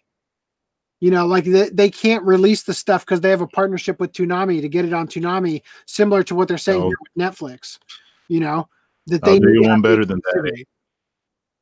What's up? I'll do you one better than that, AC.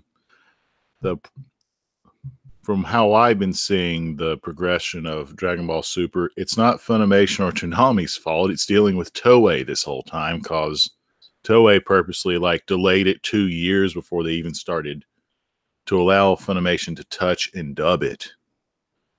Now, hearing stuff like Funimation's incompetent, they've been saying that since 2008, or from my neck of the woods, I keep hearing this 2008. So this is nothing new to me. It was tied into that statement was tied into somebody had some inside knowledge regarding another show that Funimation thought was going to be the next big thing, and it totally flopped. Which I don't know. They didn't say what show it was. It might have been. It might have been Toriko, but that's just what I'm suspecting, because Funimation put a lot of effort into that, and then it failed, unfortunately. Which for anybody who hasn't seen it, you should buy those discs, because that's a great series, and I want them to dub the rest of it. But anyway, so where were we on here? It is strange that they dropped Toriko, because typically Funimation's always been known to, except for Toriko and Kodacha, to always finish projects through. Yeah, I don't know about that. There's been quite a few times where stuff gets dropped when it's not selling. Viz is the one who seems to push a little bit harder, except for they dropped Hikaru no Go prematurely, Monster and all that stuff. Obviously, I mean, Monster they actually dubbed all the way through. They just didn't release all the way through. So that's what I mean, is that they at least try to get it all the way through. They just if the home video release doesn't do well, that's when they drop it. But anyway, but Funimation has dropped Case Closed. They dropped Shin-Chan. They've dropped Toriko. That they're very guilty. Anyway. And Netflix is spending a ton of money on these shows, and since their money is making up a bulk of the production costs, they get their way. Unlike much higher budget projects in the live action realm, there really is nobody else at their level of power to fight for for other release methods. So I'll say this though. So they brought up the fact that Netflix original series like Stranger Things got a Target exclusive release. If I were Netflix, I would allow places to sub-license or whatever and put stuff out because when it has the Netflix original thing at the beginning, that makes people who bought the disc and checked it out more likely to actually sign up for Netflix. Don't you think? I think so, but I know you're going to point this out later, but 2 series I know for sure that was released, that aired on Netflix. Knights of Sidonia? Yeah, those 2. So it's not impossible to get a release. But was Ajin a Netflix original? Ajin, I'm not familiar with the history of it. From what I've read slightly, I could be dead wrong. Ajin was TV release, then got accumulated into Netflix. So, yeah, I don't think that either of those series. I mean, I could be wrong. Maybe somebody can say. Oh, and Reese is also bringing up Seven Deadly Sins as another title that Netflix had that also got a physical release. I think that it had a Netflix. They were like companion to it, but it wasn't like Netflix original, like the way that Blame and all those were. Anyway, so let me just get through this real quick. The other issue is that the other people that would need to be interested in a show, the disc publishers, would need to be okay with buying only physical media rights to the title. However, revenues from streaming and paid downloads are where a lot of money is at these days. And most of the publishers insist on having those rights too. Does Discotek have a streaming thing? Because there's a lot of shows they could have just picked up. Well, they still have a partnership with Crunchyroll.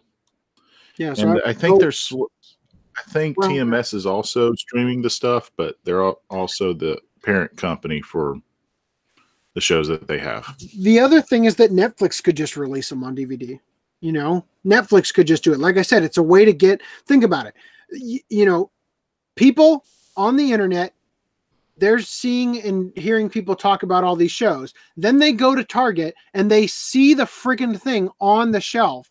Some people are more likely to buy that there than to check out Netflix. And again, if you see the Netflix original thing at the beginning of every disc or every episode or whatever, it can be the deciding factor that gets people to actually check it out. When people are hearing constantly how good Stranger Things is, so they pick it up in the bargain bin and they check it out and they try it out and they love it, then they're like, wow, I can't believe I waited so long. And they're like, you know what, maybe I will get a Netflix subscription, So anyway, most of Netflix originals have aired on Japanese TV prior to Netflix airing, according to Reese. So yeah, that's what I thought. So it's hard to say on that. The other issue is that other people would, we already talked about that, right?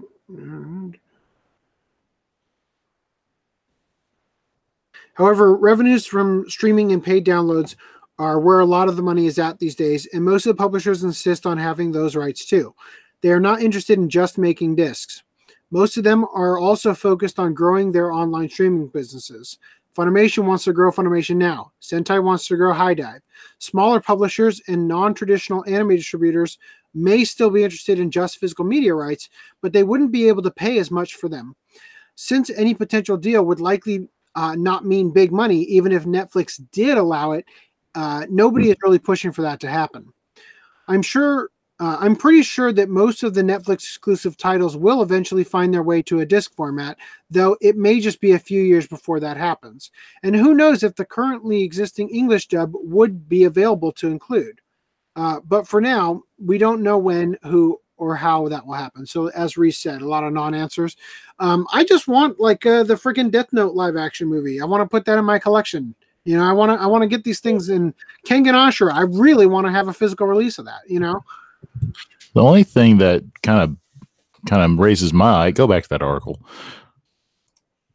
please. Raises my eye is that last sentence. It may be debatable if that English track would be available for hard disk. Well, how in the world are you going to sell it?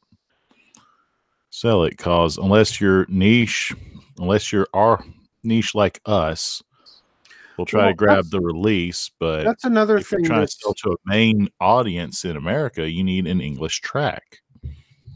Yeah, Reese brought up a good point also. Violet Evergarden. That's absolutely. Yeah, I'm still like bitter about the fact that I have rules when it comes to how I watch anime. I must own it. I break that rule only for the first impression series. I tried so hard to see that, and then they moved the AniTuber meetup to the exact same time as that was airing, and I didn't get to go that year. And then I didn't even go to the friggin' meetup because when I got there, my wife was pregnant and everybody was smoking. Totally missed out on that and still bitter about it. But yeah, so the thing about the English dub is that the actual Netflix stuff, they put out like 30 different languages, like they've really put out a lot for their subscribers on Netflix, Which it should be. It's a global streaming platform. It just doesn't seem to me like they would make less money if they also added out DVD releases, unless they projected more sales than they actually got. That's the only situation where I feel like they wouldn't end up coming out on top, obviously that's a factor to, it's kind of a big factor, but I'm just saying, like, people who subscribe to Netflix and also buy DVDs, like to have, for when the power goes out or the internet's down, or I guess the power goes out, you're not watching unless it's on your laptop. But yeah, if the internet goes down, you still want to watch, Stranger Things, or take it to a friend's house that doesn't have Netflix. You know what I mean? I know what you mean. So one slight thing I can point out is it may for Netflix just keeping it on this streaming site and not releasing it on hard disk.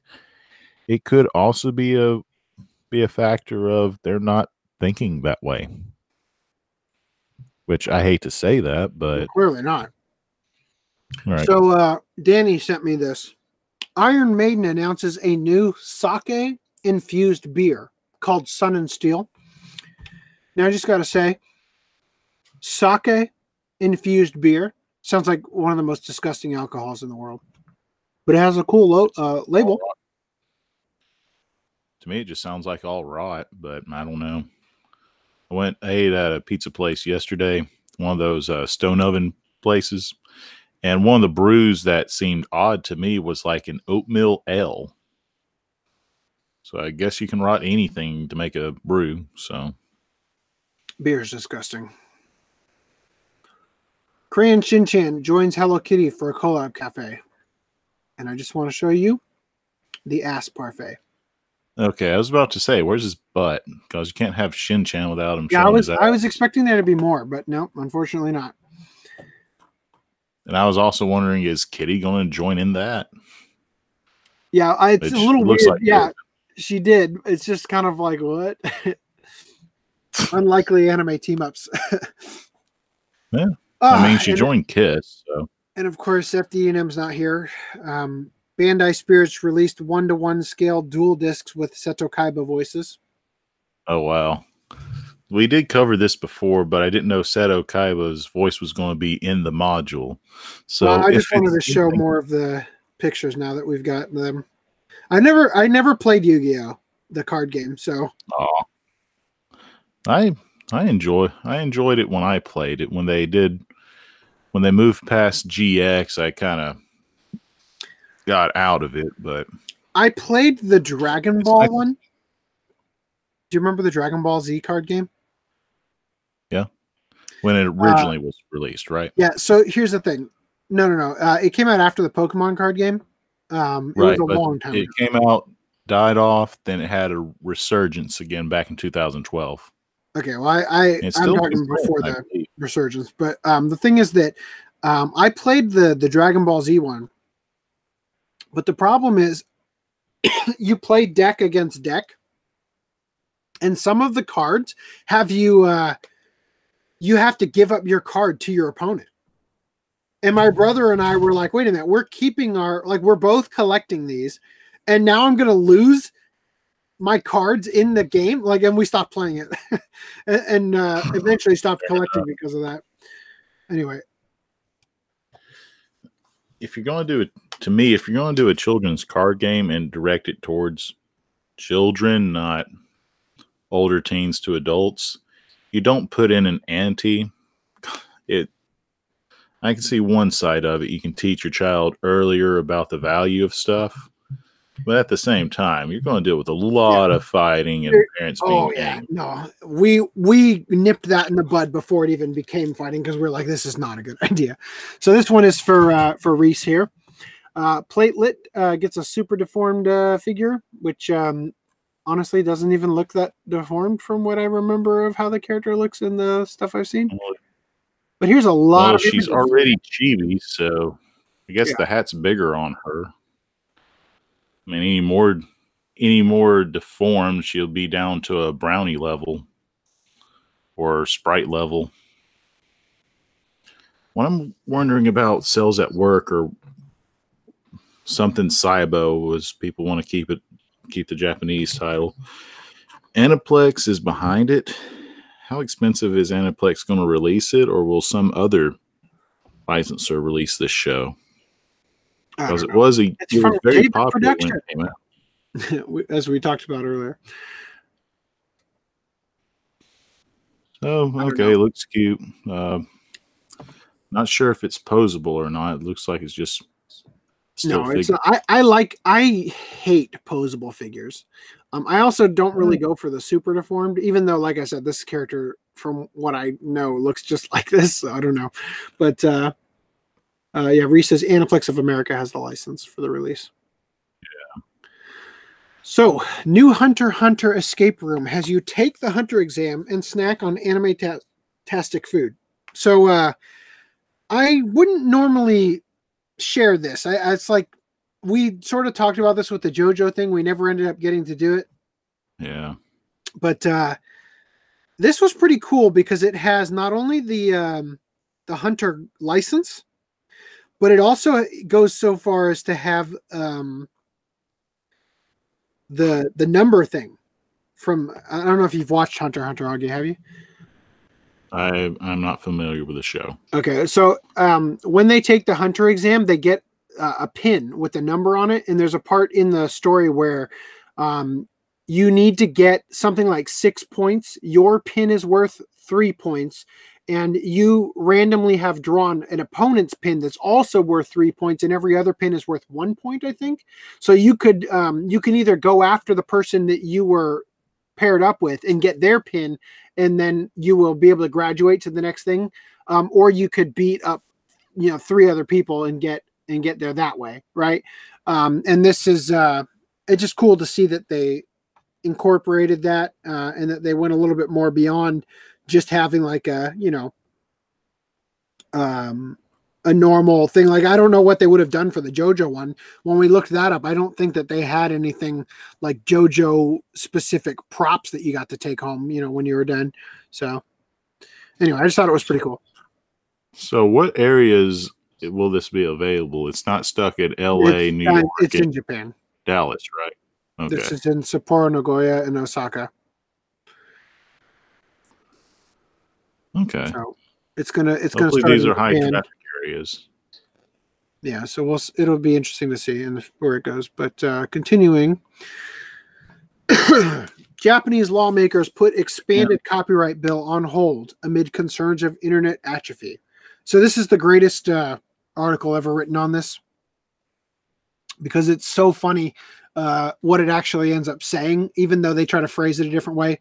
And they're not putting that on Anime News Network, although I'm not a huge fan of Lindsay Leverage here, who blocked me on Twitter, even though I've never talked to her. And that's the thing. Just to rant one more time about the Vic situation, I follow both sides and don't interact with any of them. And only one of those sides blocks you for following the quote-unquote enemy. I'll just point that out. Japan's ruling Liberal Democratic Party, which, again, is the conservative party of Japan, have stalled the planned expansion of countermeasure against piracy on the internet pending further review. That was a mouthful. A subcommittee of Japan's Council for Cultural Affairs planned to submit comprehensive laws banning the practice of knowingly downloading all illegal media from the internet, which would include taking screenshots of illegally uploaded media and copying and pasting song lyrics to the Diet on March 8th, right? However, several officials reveal that the committee decided to remove the policies related to illegal downloads on March 7th. Now, of all the things to remove, of your policy. Do you think that the illegal downloads is the thing you got to remove? Or the copying and pasting song lyrics?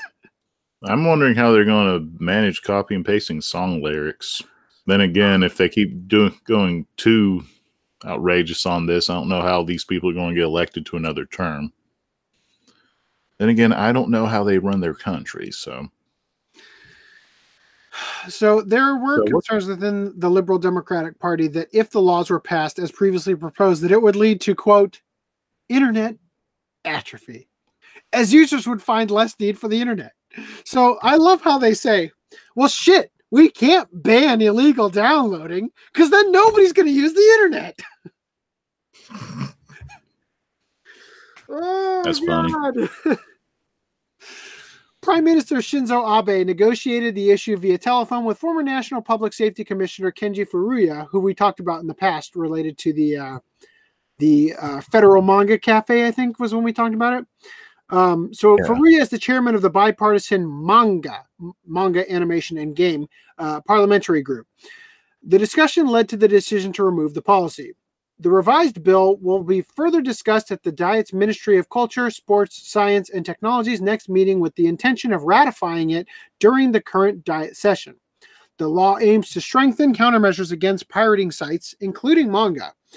The party is hoping to limit site reach and strengthen the ability to control access to such sites, censoring the internet. The original proposal would make knowingly downloading copyright infringing manga, magazines, novels, essays, and photographs, including screenshots, a punishable offense. Current laws only punish the consumer of pirated media in cases where the media in question is music or video. So the proposed revisions would have expanded the current laws. Lindsay Leverage, please read your articles and proofread them. Old Man says, block bots on Twitter keep everybody in their own little bubble. Yes, exactly. That's what I was getting at previously, is that Mars Girl blocked me, Lindsay Leverage, half of them have blocked me because I follow, quote unquote, the anime. And it's so irritating that, only one side actually does that to you. And it's like, look, I want to be informed, but even just entertaining the idea that maybe you're not always 100% correct is grounds for me to be branded alt-right and blocked. So friggin' annoying. Well, and it also makes I don't think it's their intention, but stupidly, it kind of feels like that they know that they're in the wrong. No, I think it is becoming abundantly clear to them that they are in the wrong. As, by the way, one of the things I should have brought up, Ron Toye, regarding the Vic Mignogna court case updates, Ron Toye, Monica Rial's fiance, I believe was served papers. So things are getting real. They are. You'll have noticed a lot of them have made their Twitters private. They are deleting tweets probably, which is not a good idea, by the way, guys. Yeah, this is just, oh God. Well, you being blocked by Mars Girl means you don't have to look at something terrible now. Oh no, trust me, I'm hoping eventually Jamie Markey blocks me so I don't have to see that anymore. Because God, do I hate seeing all of her stuff. Anyway, continuing here. Porn company Soft on Demand to produce clean energy using virgin power. Now, this is an obvious publicity stunt, but Japanese adult video company Soft on Demand is planning to solve the world's energy problems by using, quote, virgin power to produce electricity. Soft on Demand, possibly the world's largest publisher of pornography, is inviting virgins to join a program aimed at producing clean energy for their pent-up lust. The program will make use of stationary bikes that turn kinetic energy into electricity, with the writers shown suggestive videos of actress Tina Nanami and Hinata Koizumi through a VR headset. Soft on Demand hopes that the arousal they feel from watching the videos will encourage them to pedal harder, thus producing more power. So here are the titillating actresses. Right? If you want, they listed two people. Why are there three people here? Say what? If you're trying to point up a bicycle, wouldn't you try to get the female audience involved? Not the male audience? They're riding the bikes. I'm not sure what you're saying here. If you're trying to get someone stimulated on a bike with a VR set, wouldn't it make more sense for the female to get on the bicycle seat? I think I know what you're getting at, and without getting too pornographic here, I'll just say that I'm trying to say it in a clean way. I think that the female would be less inclined to keep pedaling due to exhaustion after a certain point. So, Reese says waiting for the Tenga shaker flashlight. We've got a fun Tenga story to tell you in a minute. So just hang on tight. No, I know what you guys are getting at, Reese. Anyway, so hang on, still get tired.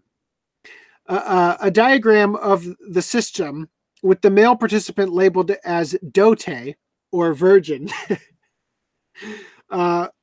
This right here is like, this is like stage 1 virgin, stage 2 bicycle, stage 3 porn, stage 4 who knows, stage 5 profit, right?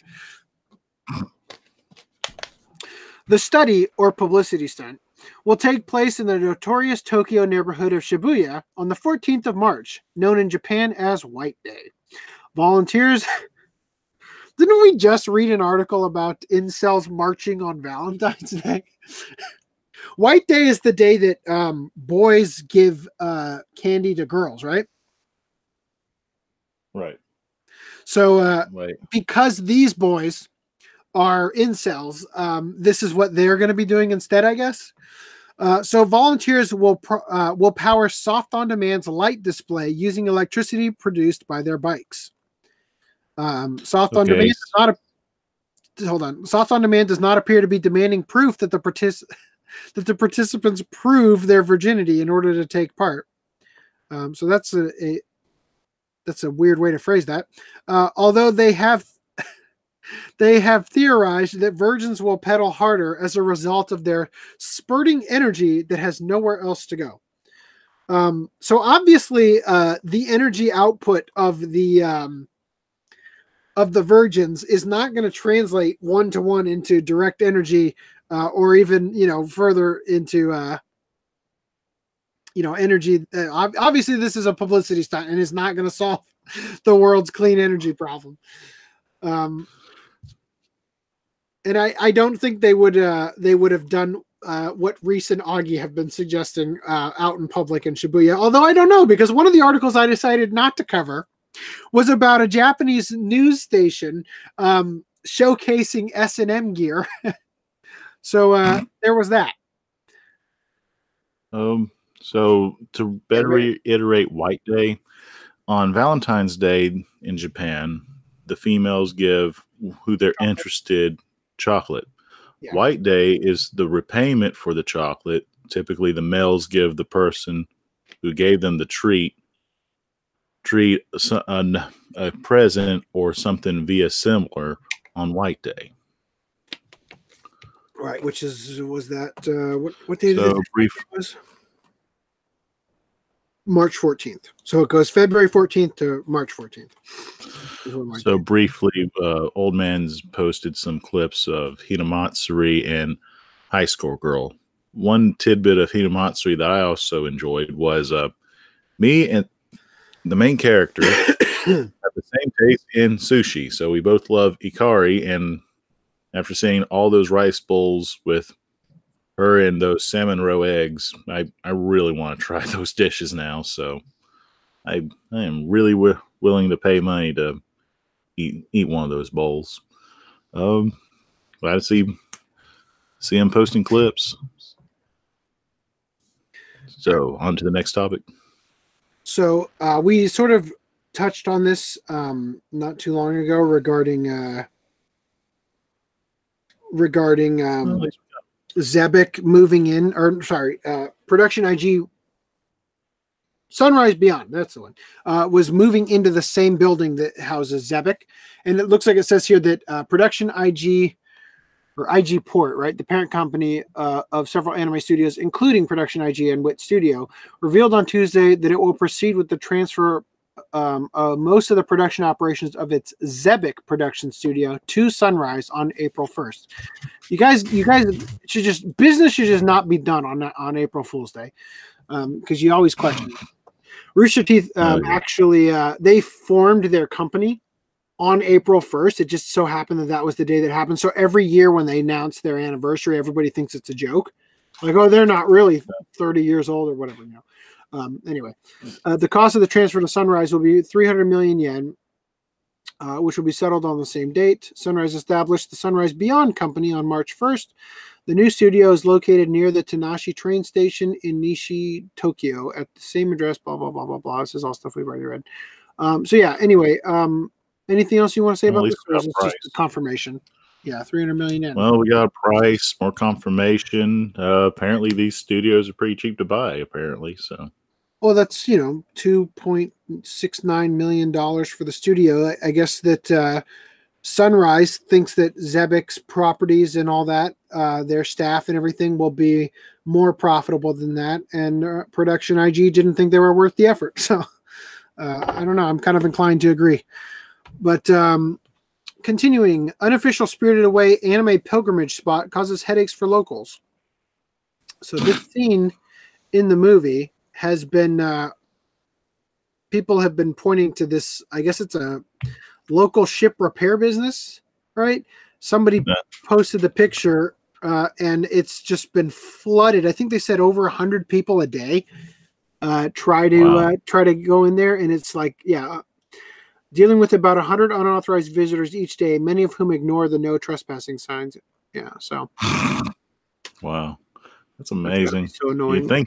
You would think that they would arrange like visiting tours on selected hours. That way they can make some profit off of it instead of trying to bar everything. Yeah, but the thing is that it's not even the real inspiration for the movie. I don't think it's just like it's as they're saying, it's the unofficial Spirited Away. I don't know. I mean, good. It would be good on them to maybe on weekends to actually host like an actual tour thing, but there's not really anything to do, and they'd probably have to get like Studio Ghibli permission and all that to like put posters up with the characters and all that. But yeah, that would be a good way to somewhere and they own the property.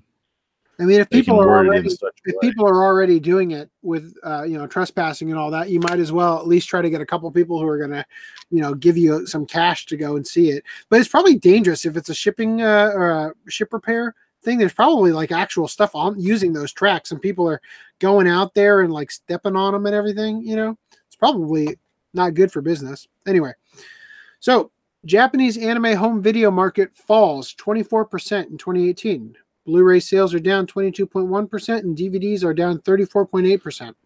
So, I mean, I wonder how their adult Does it say how many stuff is doing. What's up? In this article, do they mention how much was produced, or does it not give this article yet? So I'll just go ahead and go through it. We'll see. The Japan Video Software Association, JVA. Oh, the dyslexic people in Japan reading that. Released on Wednesday its 12-month statistical report on home video sales in Japan from January to December 2018. The report stated that domestic anime DVD and Blu-ray disc sales for general audiences, excluding rental releases, of which, or how many of those could there possibly be right now, amounted to 32.557 billion yen, or 292.2 million US dollars, which, if you think about it, the US market's got to be dwarfing that, if you think about it, right? Considering how much they pay for some of the licenses, they've got to be making significantly more than that, right? Anyway, a 24.2% decrease, from 2017's 42.931 billion yen. This category includes anime aimed at teenagers or older viewers, and excludes overseas animation and animation aimed at children. Although you have to wonder, did this number get inflated significantly because of Your Name physical release? That was 2017, right? Or is that I believe so. Of these 17 sales, sounds right. Of these sales, Blu-ray disc sales were down 21. Blah blah blah blah blah blah blah blah blah. General audience anime sales. Okay, great. So domestic children's home anime video sales. Yeah, okay. Because with kids, you stream everything. There's no point in buying it because they actually just watch the same thing over and over again online anyway, and it gets so fucking annoying that you swap it over to something else. You say that, but there might be situations where, come on, kids, you're going to grandma's for the weekend, and they don't have those connections, or the family has to forcibly move out into Booneyville. That's what the iPad is for. Domestic anime DVD and Blu-ray disc rentals for general audiences fell 16.5% in 2018 to 5.675 billion yen. Domestic anime. Okay, this is so not interesting to me. Okay, here we go. What I was talking about is... Hold on. This is it. Domestic anime DVD and Blu-ray disc sales for general audiences, excluding rental releases in 2017, saw a 2.6% increase from 2016, bolstered by the sales of hits such as Your Name and In This Corner of the World. The 2016 market saw a 15.8% decrease from 2015. So this is a trend of it falling. So we are seeing the beginning of the end of anime on disc in Japan, it seems. It'll still continue for a while. Sales hit their peak in 2004 with a revenue of 375.3 billion yen. Wow. Well, maybe now I see what. Good. The point I was trying to make, even with iPad, there are areas where it's hard to get a good connection or service just because of where it's at. I agree. Everything should be wired and should be accessible like it should be, but there are some places that don't have that for some strange reason. What I'm saying is that when it comes to actually buying stuff for your kids, a lot of people these days are opting for streaming because there's thousands of YouTube channels with content for kids. There's also a lot of weird stuff that they aim at kids on YouTube. So be careful if you have kids and you let them browse YouTube on their own. But there's a lot of stuff that you can get that entertains kids of all ages, and especially when the kids are young. There's stuff that you don't like. It's like you're already paying for clothes like every couple of weeks because your kids are growing. You don't want to pay for content that they're going to watch that they're going to outgrow very soon. You know what I mean? So you just stream it, and most of it's for free anyway, and you just pay the ad price or whatever, or you have YouTube Red or whatever. So I'm just saying that it makes sense that that's going down, because when it comes to convenience as a parent, you don't want to be running out to the store. I mean, yeah, there was a time when everybody bought the stupid Disney movies with the big clamshell cases, but the cloud clamshell. But I'm just saying that nowadays, obviously, parents are going for this option because it's way more convenient. And it doesn't matter that you don't always have that option. It's so convenient at the times when you do have it that, you suffer sometimes, or you go to grandma's house and they already bought the movies because they're grandma, So anyway. Tokyo man arrested for stealing shoes from elementary schoolers. That bastard. How dare he? We've got some great. Know that they have feet. Florida man in Japan stories coming up here. A 38-year-old man from Tokyo has been arrested for stealing 58 shoes from local elementary schools, with almost 600 items of footwear found by police at his house. A middle-aged man has been arrested on suspicion of theft after shoes were stolen from the elementary schools in December of 2018. Were stolen from 3 elementary schools in December of 2018. Police suspect the man stole 29 pairs of shoes from elementary schools in Shizuoka, Yamaguchi, and Kagoshima. A rather astonishing feat given how far some of those locations are from Tokyo, between the 17th and 21st of December last year. It has been reported that 60% of the shoes belonged to girls and 40% to boys. Police found 300 pairs of shoes in his house, with 29 pairs coming from the 3 elementary schools and 70 more coming from kindergartens across the country. A further 200 pairs have yet to be identified. Astonishingly, Continue. Astonishingly, the fetishist had already been arrested 3 times for breaking into kindergartens. He has denied committing the crimes. Well, dude, when there's 600 items of kids in your household. Highlight who wrote this. That was a very well put together article, given the content.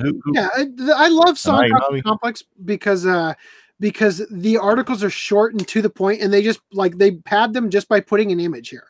Like I don't judging the title and straight from the over. first sentence, I saw how this was a problem for this one guy. It's almost as if he has a fetish for them, but also wants to run his own flea market with his stuff. Gee, now I can get if it's like 1 or 2 over time, but stealing a huge pallet of this stuff. I mean, like going out of his way, all the way to Shizuoka, Yamaguchi, and Kagoshima. Between these dates, just steal 29 pairs of shoes. This guy needs help.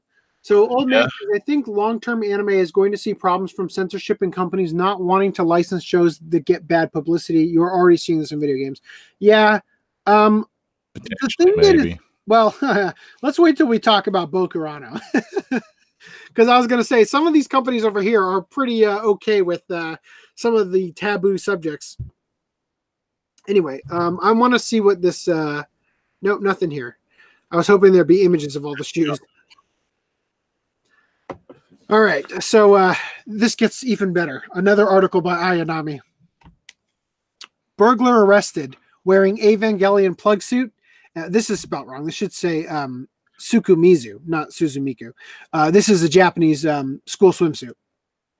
So this guy is wearing an Evangelion plug suit and a school swimsuit, right? Okay. God, I love Japan. So I'll just say right now, if you want to check this out, the link is in the article, or the doc here, right? They not only have the guy's outfits, they put them on, like they confiscated his outfits and put them on display for this news program. So let me read to you guys this thing. It's like a Tom Green. God, I love Japan for this. A cosplaying criminal has been arrested for burglaring burglaring houses while wearing an Evangelion plug suit with a Sukumizu and black tights beneath it. A man from Fukuoka Prefecture has been arrested for a burglary committed while wearing an Evangelion plug suit. 37-year-old Tetsuya Fujisawa also wore a Sukumizu and a pair of black women's tights beneath the outfit. The thief only managed to steal a rather paltry sum of 17,000 yen or $150. The thief's stylish getup, right? And there's a great video here. It shows it all. Fujisawa has been imprisoned before, with his previous crimes also being burglary while in cosplay. Past burglaries were carried out wearing a bunny girl and Spider-Man outfits. There does not seem to be any mention that the thief was wearing anything to cover his face, and the man said that he develops the urge to steal after he puts on the outfits. So the obvious answer is stop the cosplay. There's got to be like a Batman villain, but rush he's getting for this because he's wearing the girls' school swimsuits and stuff. Yeah, Old Man says, I'm surprised they didn't take pictures of him wearing it, make him model the outfits. So Japan has this weird law where they here's the guy right here. There's the Spider-Man outfit, the black Spider-Man outfit. So they have this weird law where they have to blur your hands so that people don't see that you're wearing handcuffs, because that might bias your public opinion that they're guilty, right? But obviously it's like when you're watching TV and they bleep out a cuss word, you know what they said, right? Oh God, you pixelated their mouth for a couple frames. How will I ever know what they said? Oh. God, I love Japan. Anyway, you have anything you want to say about this, Augie? Ooh, I'm baffled that he has his own cosplay galleria for the news team to explore his suit. Yeah, look at the Spider-Man outfit. I don't know if I feel bad for this guy or if he should be just included in a Batman episode. Oh, this is so good. Man. Oh, look at these outfits. They had so many outfits to go over. Oh, wow. So good. Yeah, Old Man says he brought dishonor to his family. I clicked on the link here to see if there's any more stuff. It looks like it's just this. So anyway, Twitter bans 500,000 accounts for child pornography. Now, you might think that this coincides with them banning porn on Tumblr, and then it all came to Twitter because that did happen. But this actually occurred before the Tumblr ban. So Twitter bans 500,000 accounts for child pornography. Reese says, waiting for Bunny Girl Spider-Man in Into the Spider-Verse 2.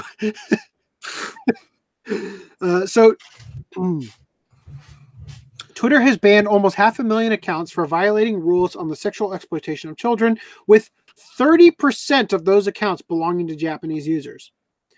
Twitter recently announced that it banned 500,000 accounts between the months of July and December 2018 for breaching rules on the sexual exploitation of children. 94% were identified using artificial intelligence, which, as we saw with Tumblr, might mean that a lot of these accounts were banned wrongfully. Twitter also announced that despite Japan making up 2% of the world's population and 14.6% of Twitter's users, 29% of the banned accounts were believed to be operated by people living in Japan. The site's official Japanese account went on to say that it actively helps police, including Japan's police force, with their investigations, a statement that no doubt includes an element of threat towards those posting such material. Given the fact that Twitter's restrictions against child pornography do not distinguish between drawings and actual children, it is likely that lolicon material accounts for the overrepresentation of Japanese users amongst those who have had accounts banned. So I just thought I'd throw that out there. Another article by Ayanami. I don't know how many people write for Sankaku Complex, but I just thought I'd throw that out there. This is... The world is rapidly tightening the grip on some of our fandoms. And I'm not suggesting that anybody here is into lolicon, but I've stated my opinion on giving rights to fictional things is kind of dumb. It's literally a drawing. Oh, God. Twitter. You awful, awful hellhole of a place. Arby's is in hot water for having a waifu. Chibi art is for pedophiles. What? So the Arby's Twitter account tweeted this. Draw this in your style. Hashtag Arby's waifu. And it's Arby's sauce, right? Right. Yeah, so Old Man is saying, are they banning lollies? If so, Crunchyroll is going to have a problem. Half their shows have them. So, God, I just can't stand the outrage culture on the internet. American restaurant chain Arby's has attracted accusations of pedophilia after its Twitter account shared an image of a proposed chibi mascot and labeled it with the, quote, racist term, waifu. Arby's has created a Twitter storm after posting a picture of a chibi character with an hashtag Arby's waifu hashtag. The fact that the word waifu was used in conjunction with a fully clothed, super deformed, flat-chested woman was apparently sufficient for many people to accuse Arby's of promoting pedophilia and demanded that the people behind the post be fired. Because of course. So this is the offending post. Arby's said, our hashtag draw this in your style starts now. The Arby's waifu is ready. Draw her in your style and be sure to tag your creation with @Arby's, hashtag Arby's waifu, and hashtag draw this in your style. The offending tweet, which remains online as of the time of writing. Gosh, let me say that again. The offending tweet, which remains online as of the time of writing, has attracted non-ironic accusations of appealing to pedophiles, along with the usual plethora of highly original "yikes, not a good look" and fedora memes. Naturally, those who contradicted the accusations were also labeled as potential predators. Of course they were. Arby's has defended the post by pointing out that the girl depicted is 54 years old, although this response invited further condemnations. Arby's is 54, she's 54, and chibi. Small and cute. Carry on, all right? So they're saying it's chibi. Yeah, so hold on, I got to catch up on here. The character looks like a man, but is it really a girl? Okay. You're referring to this character. The character's 54, but looks less than 10. Bullshit. Hashtag double standards. So so they're saying like obviously we've seen lots of stuff where like there's the super deformed version of Devilman. There's a super deformed version of like Galforce and all that. These are characters that are over the age of 18, and they are drawn into chibi style where they're sort of depicted somewhat similar to this, right? Obviously that's what Arby's is saying, and then I love some of these response. Actually, she's canonically 3,000 years old, so it's not child porn. This is the youngest looking 54-year-old. So basically what has happened here is that the meme, the definition of a meme is basically something that you have to be a part of it or you'll never get it, right? Arby's made they crossed memes into areas where not everybody who eats at Arby's, although I will say, when I think of where pedophiles would probably go to eat, I really do think that they would go to an Arby's. It's just something about roast beef makes me feel like they would go there. But the meme, the anime culture that obviously Arby's has been so into catering to, but they're unfortunately not the only people that see Arby's stuff, right? Yeah, Japan has wife church for the Air Force recruitment. We talked about that last podcast. Actually, they got in shit for that too. Anyway, so I'll just say that there's a lot of really obnoxious people. Like, can't believe Arby's is pedo bait and all this stuff. Critical high, yikes, yeah. And then one person says, "This is stupid." I mean, the fact that people are calling a chibi art style pedophilia now is downright upsetting to me. Chibi is chibi, always has been, always will be. Lolly or pedophilia has absolutely nothing to do with that fact. And then this is the logical entry of corporate Twitter. Yeah. So, you're sending me, old man sending me the thing. I think we talked about this last podcast, old man. I'm afraid to see what these people would say to a children's coloring book. 44th 20th anniversary? Okay. Oh, no, 4ATH. That's not 44. Oh, no, I do not want it to be delivered. Thank you, Kotaku. I don't know if you guys saw that, actually. The way that I screen share, you sometimes don't see the pop-up things that come up. Yeah, we talked last podcast about the Strike Witch's character that they're like, the panties are showing. Anyway, moving on. Japanese man finds grandpa using masturbatory aid as flower vase on altar for deceased grandma. Elegant design of grandson's left behind tenga tricks devoted senior. It looks like a nice vase. In just about every it blends well with the background. In just about every Japanese home, you'll find an altar with photographs and ashes of ancestors who have passed away. At the altar, the family members who live in the house say prayers, burn incense, and make offerings of such things as fruit or cakes. For example, in Japanese Twitter user at Konya0805's parents' home, there's an altar with a photo of his grandmother who passed last year. When Konya... I'm just going to call him Konya, even though it says Konya Y, right? When Konya came to visit for the first time in a while, he made sure to stop by the altar to say hello to his grandmother. And he saw that her photo was flanked by fresh flowers in a pair of containers. But one of those containers wasn't a flower vase. So this is his tweet. Yes, that striped red and silver vessel to the left of the framed photo can hold water, but it was actually designed to be filled up with an entirely different kind of liquid. While the logo is partially obscured, you can make out the letters G and A near the base, because it's actually a tenga, Japan's most popular masturbatory aid. Konya describes his experience with, I went back to visit my hometown for the first time in a while. My grandmother passed away a year ago, so I wanted to say a prayer for her, and I saw that the tenga I received as a going away present when I quit my old job is being used in the worst way anyone has ever used it. Grandpa, that's not a flower vase. Why didn't any of my relatives show him before this happened? The only silver lining is that I hadn't ever used it. Of course, the tengas... Of course, if tengas came with a large opening at the tip, They would be extremely messy to use for their original purpose. After further investigating, Konia found out that his grandfather had taken a pair of pliers and torn a hole in the top of the tenga in order to fit the flowers in.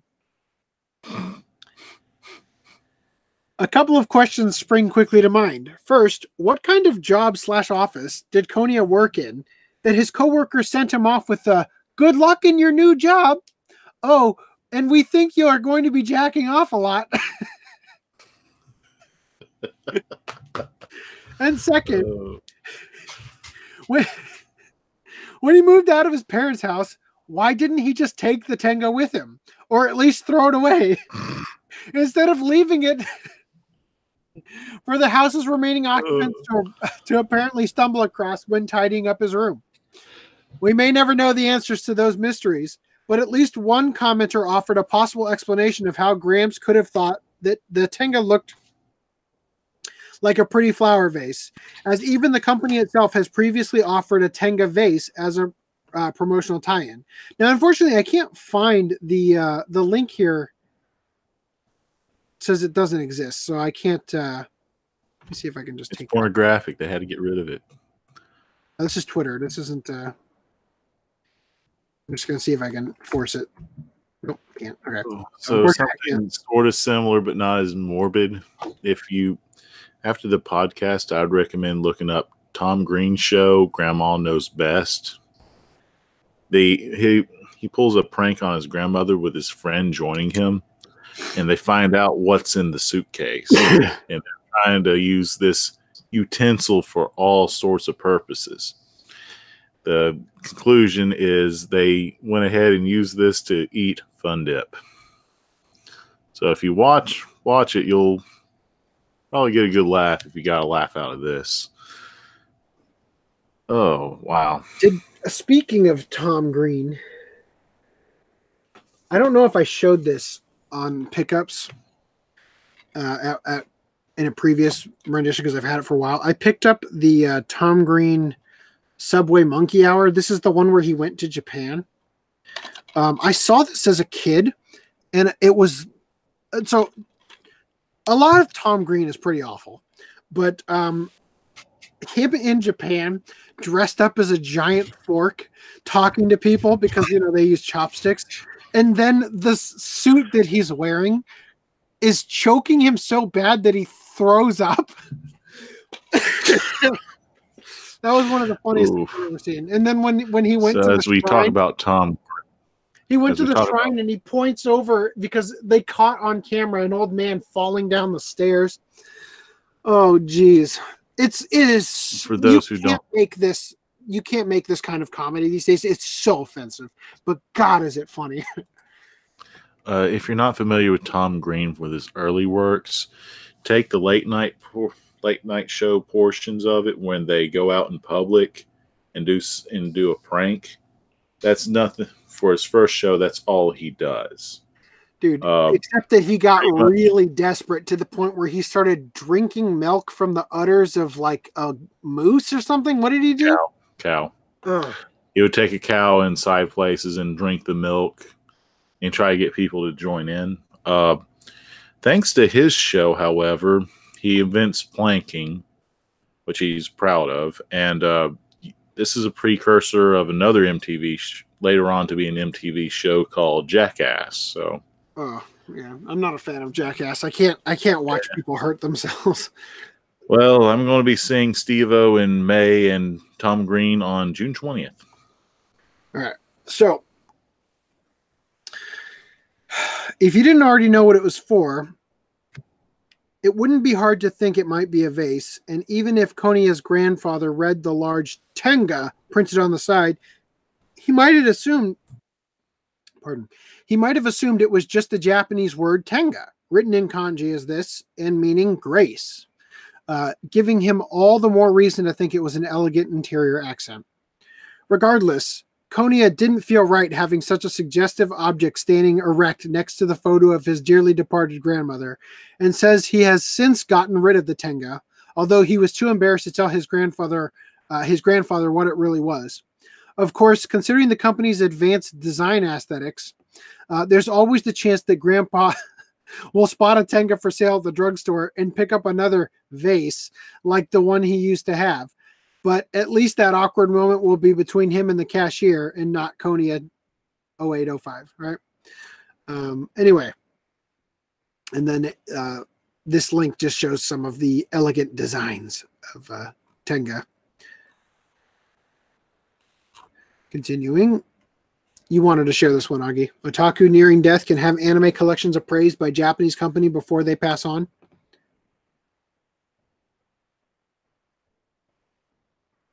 You're muted. He left. Okay, I'm going to read it.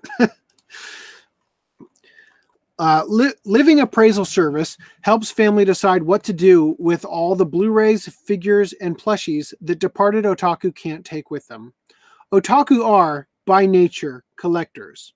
All of those Blu-ray box sets, limited edition figures, and event-exclusive pieces of merchandise are specifically designed to be things they'll open their wallets for because they want them on their shelves forever. But sadly, while anime may be a lifelong passion for hardcore fans, life itself is fleeting. So what happens to your personal otaku treasure trove when you die? That's a question Mandrake, one of Japan's largest specialty shops for secondhand anime items, wants to help answer with its Seizen Mitsumori, or Living Appraisal Service. For no charge, Mandrake's specialized staff will examine your otaku assets and give you an itemized list of their approximate values in the sense of how much the chain would be willing to pay for them. So this era has finally come, says Japanese Twitter user at Walkyurie, who shared a photo of a poster advertising the Living Appraisal Service. On its website, I've been calling them Mandrake. This is Mandrake. Mandarake, actually, is what it says. And then down here it says Madarake. So, boy, I just love that nobody can proofread their articles. Isn't that just the greatest thing ever? Oh, yeah. So on its website, Madarake describes the service with a service for people who are thinking seriously about what will happen to their collection. When the time to say goodbye comes, in accordance with your wishes, this service will help your belongings be passed on to a future generation of collectors or to remain with your family as part of their inheritance. Yeah. Old man says, I should get my collection appraised. If I sell them locally, I'd get almost nothing. Yeah, it's like when you have you seen that meme where you have the game collection that has like every single game ever released, and it says, oh sweet, I could get about $5 at GameStop for these. Clients who receive an appraisal are under no obligation to sell them to Mandarake. Wow, you guys just can't choose how you want to call these, either before or after their passing. Rather, the intent is to give the applicant and his or her surviving relatives an idea of which items are valuable and to what extent, in order to make an informed decision whether to keep, sell, or otherwise dispose of them.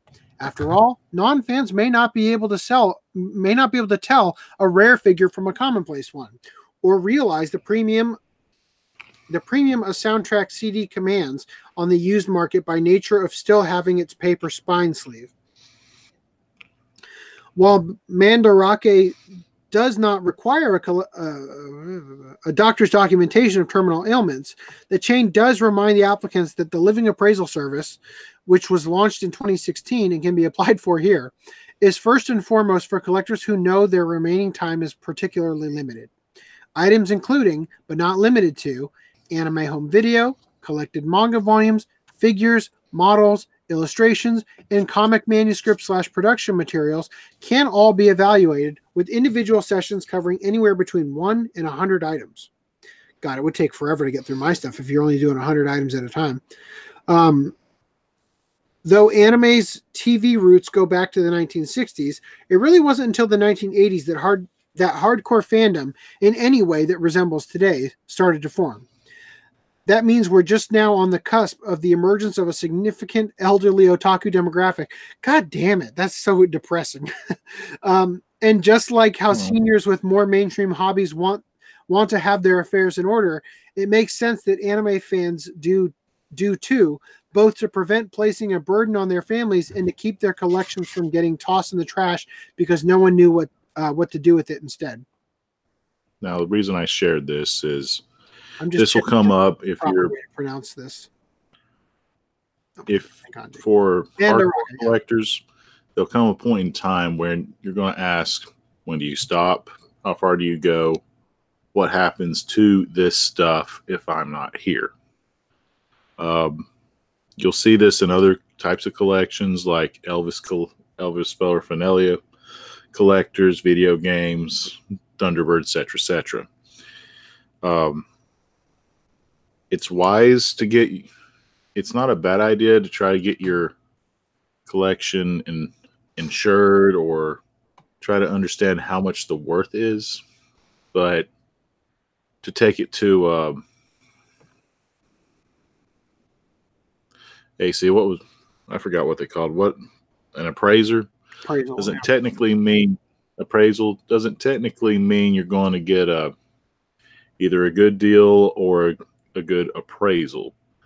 Because yes, you can find out what something is being sold for at listed price, but you don't know what the price is that people will actually buy if you just compare everything online all the time. If you take the show Pawn Stars, when they brought in appraisers, there's fans of the show who watched the show religiously and kind of went out to do their own research as to how much an item would cost. And well, not all the appraisers were being truthful. Well, so it's kind of iffy on with this particular service. With this particular service, they're doing it specifically like this is like going to Book Off and being like, okay, well, Book Off will pay for these for this amount. It's not the amount that they're going to sell them for afterward. It's the amount that you're going to get from a place like Book Off. If you were to go directly to the consumer, you could sell it for the same price or probably even a little bit more than Book Off might sell it for, but in order to get a company that's actually willing to take the entirety of your collection off your hands, that's going to be, you're going to probably sell them for cheaper than they're going to be sold for. It's going to be harder to get rid of them, especially if you're going to just sell a bunch of copies of something crappy. Like I've got like 25 copies of Shadowstar Naruto Volume 2. Wow. And that's going to be like, nobody's going to really want that. It's going to be hard to liquidate those unless you're getting rid of everything else with it, so we'll see. But yeah, I do have an insurance policy on my stuff because I'm not going to collect again if I lost it all in a fire. That would be a huge pain. Anyway. Well, I kind of hope to see in the future. Sorry about the mouthful. You kind of see this in Texas. They have a video game museum. Mm-hmm. I would kind of like to see more multimedia, like home media museums show up to kind of show like what's an 8-track, what's a VHS, what are all these things that were in the past used for entertainment. Fine, it would be niche. I'm not sure what kind of traffic it would have, but it would be something else to do within some sort of city,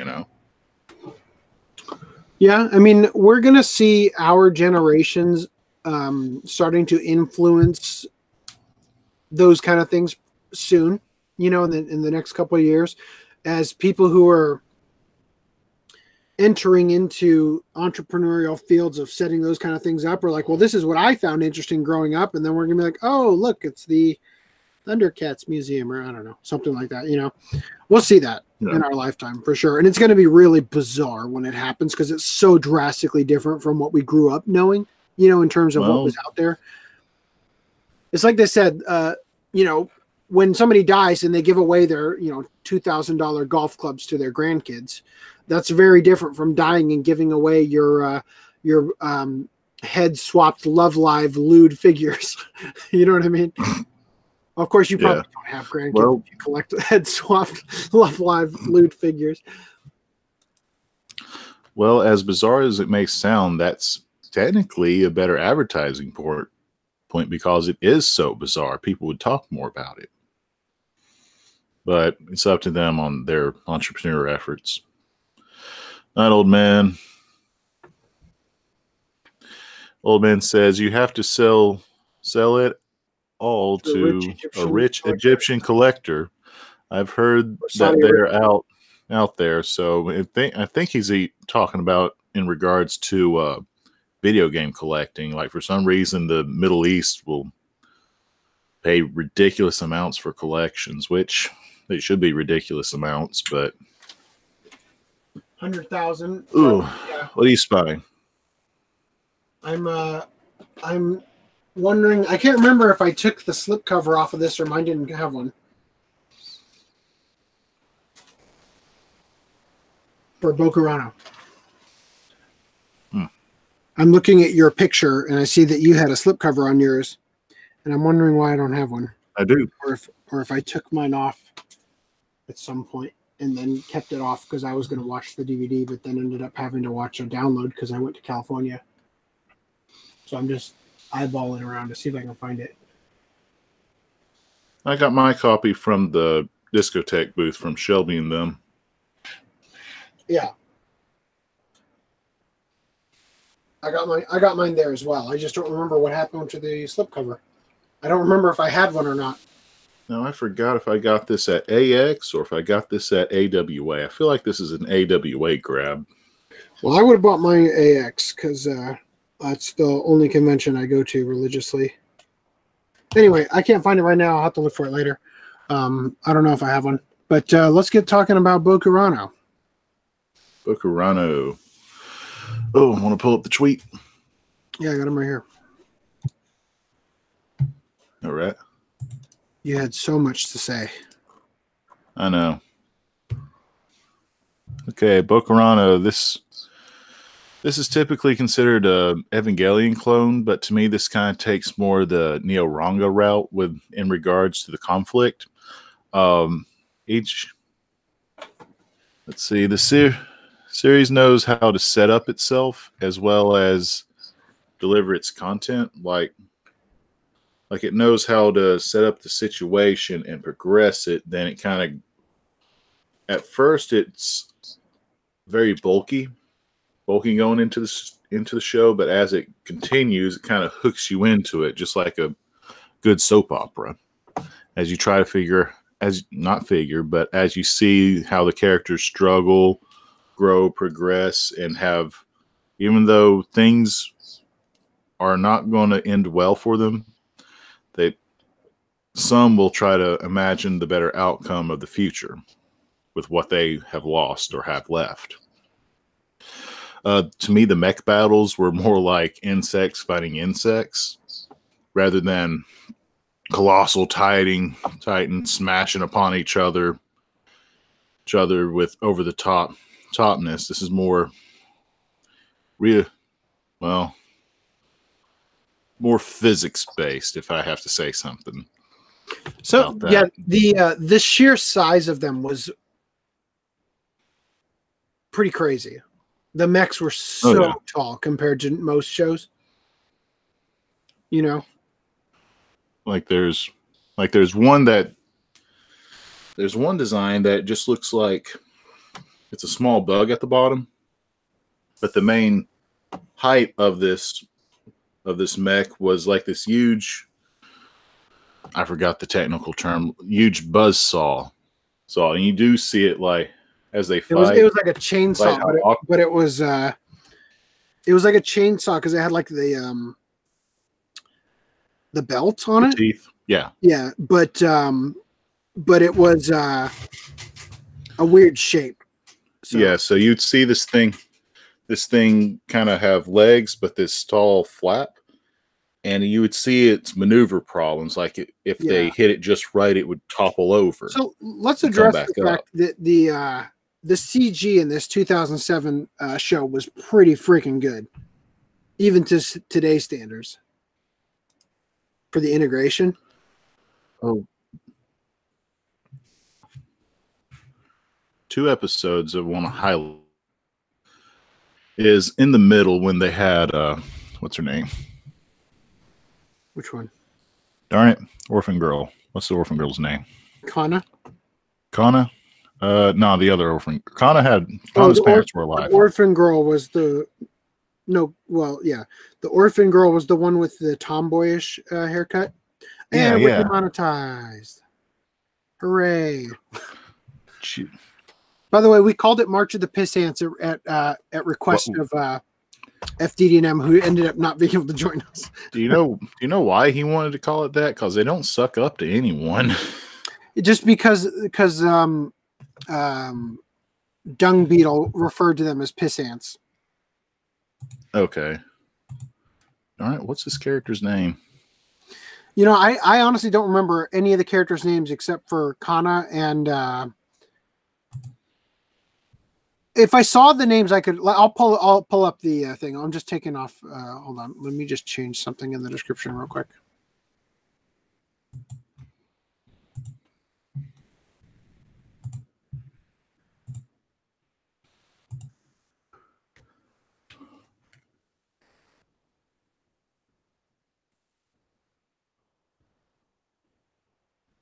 It's not Yoko.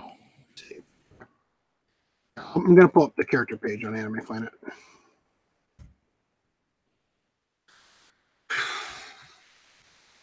Maki? Maki. Pain not having the ability to hit the B key, by the way. All right, let me pull up the characters. Okay, so if I got this right, Makiano, she's in the dead center of the series. She takes 2 episodes for good reason. I like this character because of the pep. And even though let's start real quick by laying out what the premise of the show is real quick. Okay. So the premise of the show is these kids join a nature club during the summer. They join in like a summer school thing. Like a school retreat thing. Yeah. Summer camp. They go to summer camp, right? And basically there's 15 kids, right, in the beginning? 1, 2, 3, 4, 5, 15, 6, 16-ish. 8, 9, 10, 13, 14, 15. Yeah, 15 kids, right? 15 kids.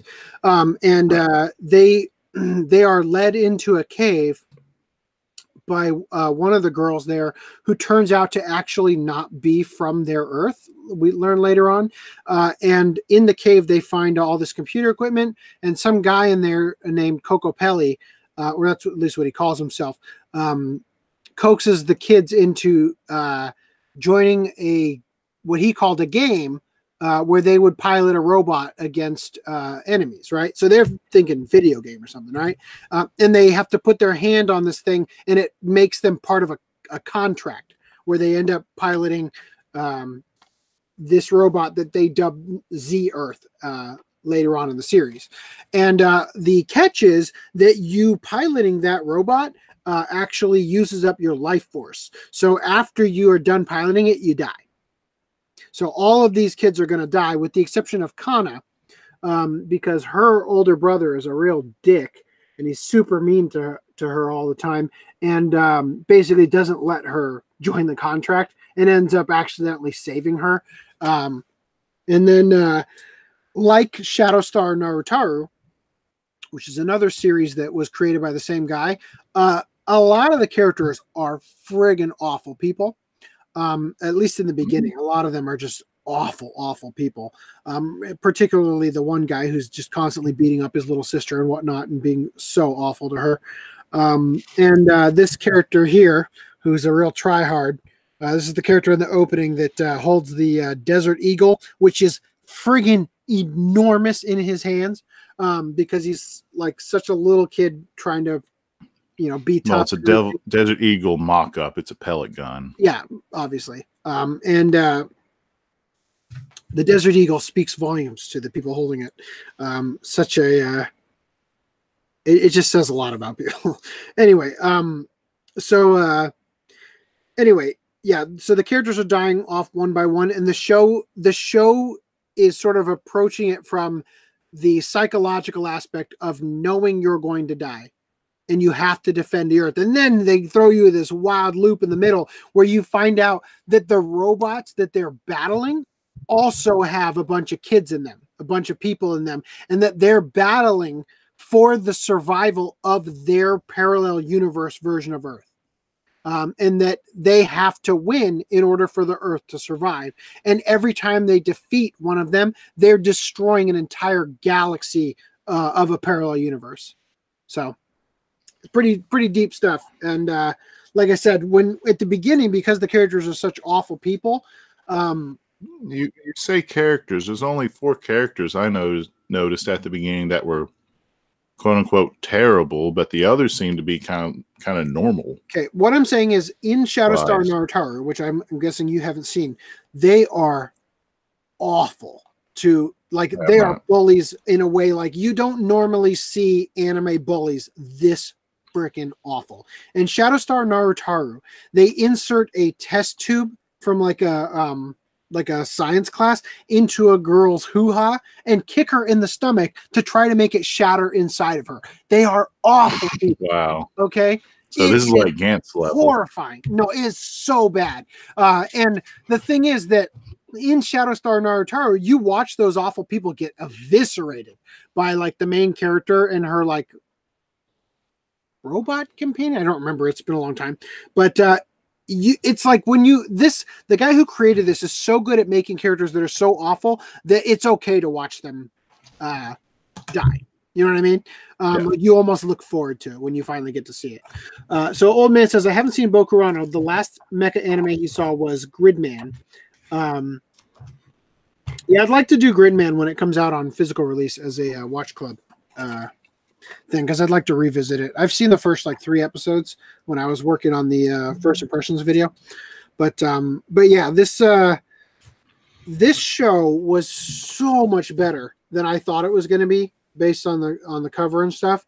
I am shocked that this 2007 show took so long to get over here, and that they didn't dub it either. Which Discotheque I understand, but I'm just saying, like, I would have thought. I'm surprised it didn't get over here, and one of the reasons why it's had a lot of demand over the years, just like with School Days, Mad 34, and other shows that are high, not vulgar content, but I'll be right back. I'm going to grab a water. Highly brutal to come over here. Some other points I want to make is to me, for the characters, I felt like I was back in junior high again. I've seen these characters before as I was taking classes, like I was trying to point out with Macchiano, her story. She's the orphan character who's a tomboy who's really close to her foster parents, to the point that the foster parents really consider them as their first child, even though they're going through the process of delivering her little brother, which she's had some doubt in her mind that she's going to be replaced, but not as. This isn't as done as repetitive. She wants to be there for them. She loves them, but with her, she always stays optimistic to the end and wants to. So few tags. Middle school student, teenager.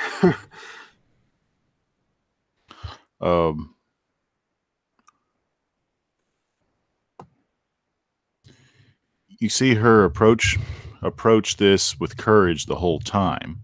She worries about them. She wants to at least see the brother before she passes from piloting the robot, which does happen. Yeah, so much of the characters. Bad when she went. What? I was just gonna say, so much of the characters, like I felt bad when she went. Well, her and Daichi. He was the one who had I think that was his name. He had the little siblings that end up showing up in the last episode. So many of the characters is like, okay, it's great that you're doing all this, but you realize the toll that it's taking on the people you're leaving behind that it's just never getting addressed. Right. You know, and that was kind of hard to watch for a lot of these.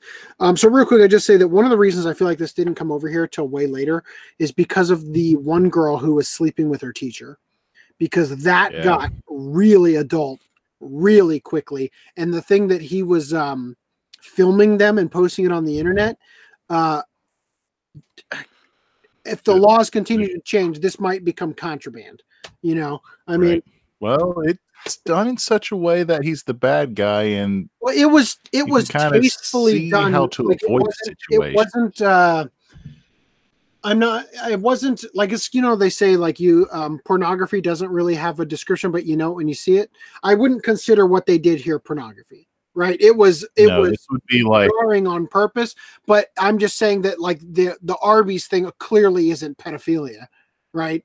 And how they went about that scene was about as how Lifetime would go about filming those kind of scenes. But they would not have posted the actual image of her naked with him, you know, which was let's hope.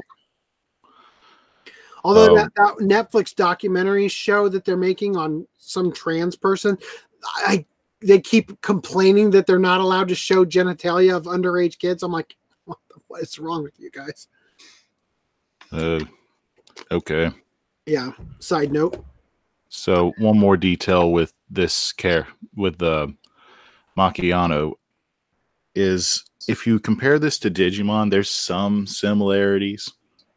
She would be placed in like the Thai fusion of, it's not Iggy. Who's the one with Joe, Matt, Iggy. Iggy. To me, she's the better version of Iggy. Izzy. Yeah.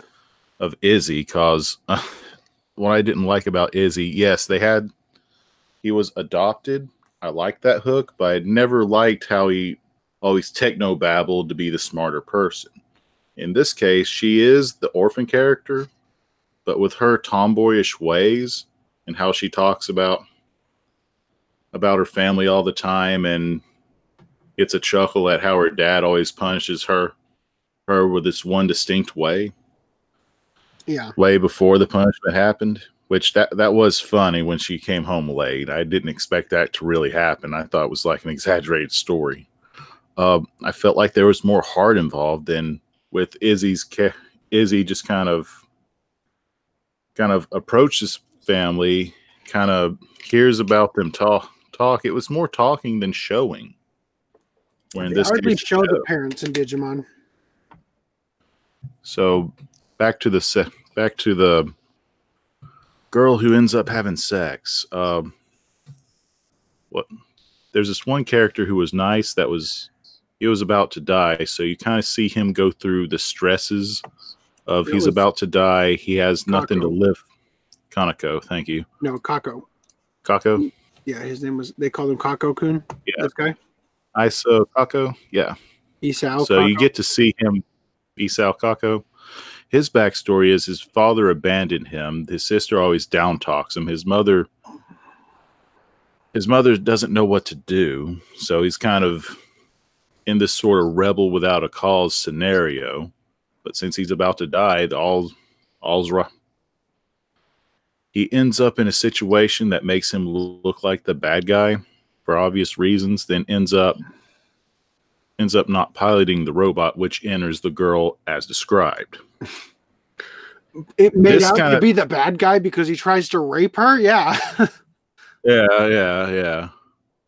I agree. You're with really that. Playing down this character. This is one of the shitty characters I'm talking about.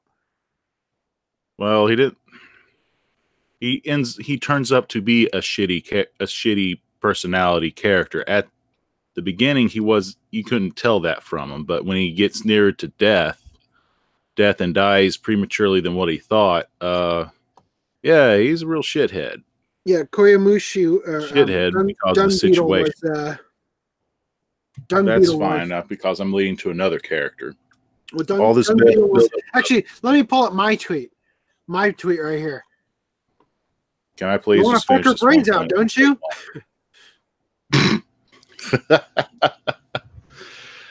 Yeah, so after those two episodes, we end up with a character. I think her name is Mako Nakanari. With her background is all of her classmates always shamed her because her mom used to be the town whore. as the story progresses, you see how the mom wants to stay a single parent, actually rises up in a company without using sexual means, but she approaches her old pimp who still hangs out with her to try to get her pimped out. So she goes to the bar, she waits for her escort to arrive. Turns out after some tension, turns out her escort is not bad looking according to her. And they end up leaving. Regarding Mako deciding to also become a prostitute, because what was the reason? Was she the one who was the seamstress? Yeah. Yes, she's the one that was the seamstress. Yeah, so she was trying to just get pregnant. She died. No, she wasn't trying to get pregnant, was she? Well, from how I saw it, I thought it was. No. She needed money for the fabric because she was making the outfits. I thought she was trying to get pregnant because the previous girl, it was hinted that she was pregnant. And one of the sadly red herrings was when she died, 2 lights went out. So I thought that got her to think if she got pregnant, 2 more of the lights would go out to try to save the next person. I didn't pick up on that at all. I don't think that had anything to do with it. The way that the show set it up, it seemed very much like she was. She mentioned that she didn't have any money and that she didn't have enough fabric to make all the uniforms and everything. So she decided to go and sell herself, for the one time, because like a lot of these kids, they were gonna die virgins anyway. Right. And in order to complete the final task of making the uniforms for all these people that were in this situation with her piloting Z-Earth, and that she only actually made like 3 or 4 though, right? Right. And 3 or 4, and gave it to the ones that were more of her friends. Yeah, it was kind of weird who she chose to give it to, Like, right. So the story unfolds and you learn that a couple of the characters know each other ahead of time before going to the camp. And it was a little bit hard to follow. I'll just say this. You're going into detail on stuff, and that's totally fine. But from me watching it, and first of all, I did watch it last week instead of this week. I really got through the majority of the series early on because I was in California and didn't have a lot else to do. Well, I'm only going through Well, I'm just saying that the series. I'm only highlighting. I'm only doing this condensed highlight because I like 2 of the characters. Okay. Well, I'm just saying that when you experience the series, there are too many characters in here. I don't remember half the characters. I don't remember most of the characters' names. But when I watched them in the series, and a lot of them you don't remember because they died off early, right? But but as you watch it and as it unfolds, it's a very gripping, very interesting. And this is one of those shows where, and this usually does not happen with a show that I have to watch subtitled. Old Man asks, how close was that to the actual Japanese line? That's what he said regarding this. By the way, this was a fan sub. Like I said, I didn't take the DVD with me because my laptop doesn't have a disk drive anymore. They don't put them in MacBooks anymore. So I was watching it on VLC when I was out of town, and this is how I ended up watching it. So I don't know what they said in the discotheque subtitles, but that's contextually for what's going on in the story. That's what he says. Anyway, so where was I going? In the discotheque subs, he says you want to have sex with her, don't you? If I recall correctly. So I actually, I saved a bunch of screenshots I didn't post because I didn't want anybody to think that they were discotheque subtitles of really bad spelling errors in some of the later episodes. Let me see. I'll see if I can pull some up real quick. As you do that, let me finish my last point with the character. Before she gets in the giant robot to fight, it turns out that her mom's been honest with trying to raise her, and it shows her in more of a Well, this whole time the daughter's been thinking that she's been avoided, but it's quite the opposite. Turns out that she is a really loved child. So it makes you feel really, to me, it made me feel really good to know that there's a bit of hope before she has to die. Also in that scene, I think it might just be a standard look for a bar over there, but it looks like the same bar as Hinamatsuri for that particular episode, kind of comparing the two. Oh, now, what did you find? I've been looking at this character sheet. Oh God, I'm looking at some of the screenshots I saved. Oh man, I wish I had shared more of these. Hold on. Okay, so let me figure out the best way to do this. I guess I'll just do a full screen share. Another character that I liked, but I won't go into too much detail, is Aiko. Aiko Tosunomi, because I thought that she would end up being like a crybaby, but turns out she stood her ground and fought with courage. The whole point, she didn't want to die, but a lot of other let me go through other high tension stuff happened in her episode as well. So what do you want to show? Okay, so I saved these. One of the things I wanted to share on Twitter, and I never ended up posting, the character acting. There's a lot of things that you could have easily not done from a directing standpoint that I thought was really brilliant. So, for instance, this girl running, and then the thing closing on her, and then her like, oh shoot, like, and having to. So this is the girl that actually turned out to be from the other Earth, right? Right. She's the one that didn't go through with the recent contract. So I thought like when I shared this, I thought I just showed her being clumsy, but in retrospect, it's like, oh, she's not from around here. You know what I mean? And that was kind of a neat hint that when you watch it the second time, you pick up on. So I thought that was pretty cool. And then, so here's some of the awful things. The H just kept coming up here. So if we reveal too much information, right? So that was a common thing I was noticing. And then this one was just give birth now and pop him right out, right? So him, and there's no space there. Wow. And then I was noticing this character has an enormous forehead. Well, he almost looks like that one character from Code Lyoko. Yeah, kind of. So this was, I can't believe I didn't share this. This is one of my favorite lines. Mom, what are you doing cutting your wrists and not the sweet bacon jelly? Damn, I was going to name the podcast that. He does say that in the discotheque lines. Oh, gosh. Oh. And then thanks for the rice balls. All right, so the H, they just keep getting that H key in there. And then this was Stefan Hasagawa Toyoharu proposed a limited lift on the ban of unmanned weapons of mass destruction. In response, both China and Russia expressed agreement, while America showed signs of reluctance. But at present, it appears that Japan will continue its efforts to persuade them otherwise.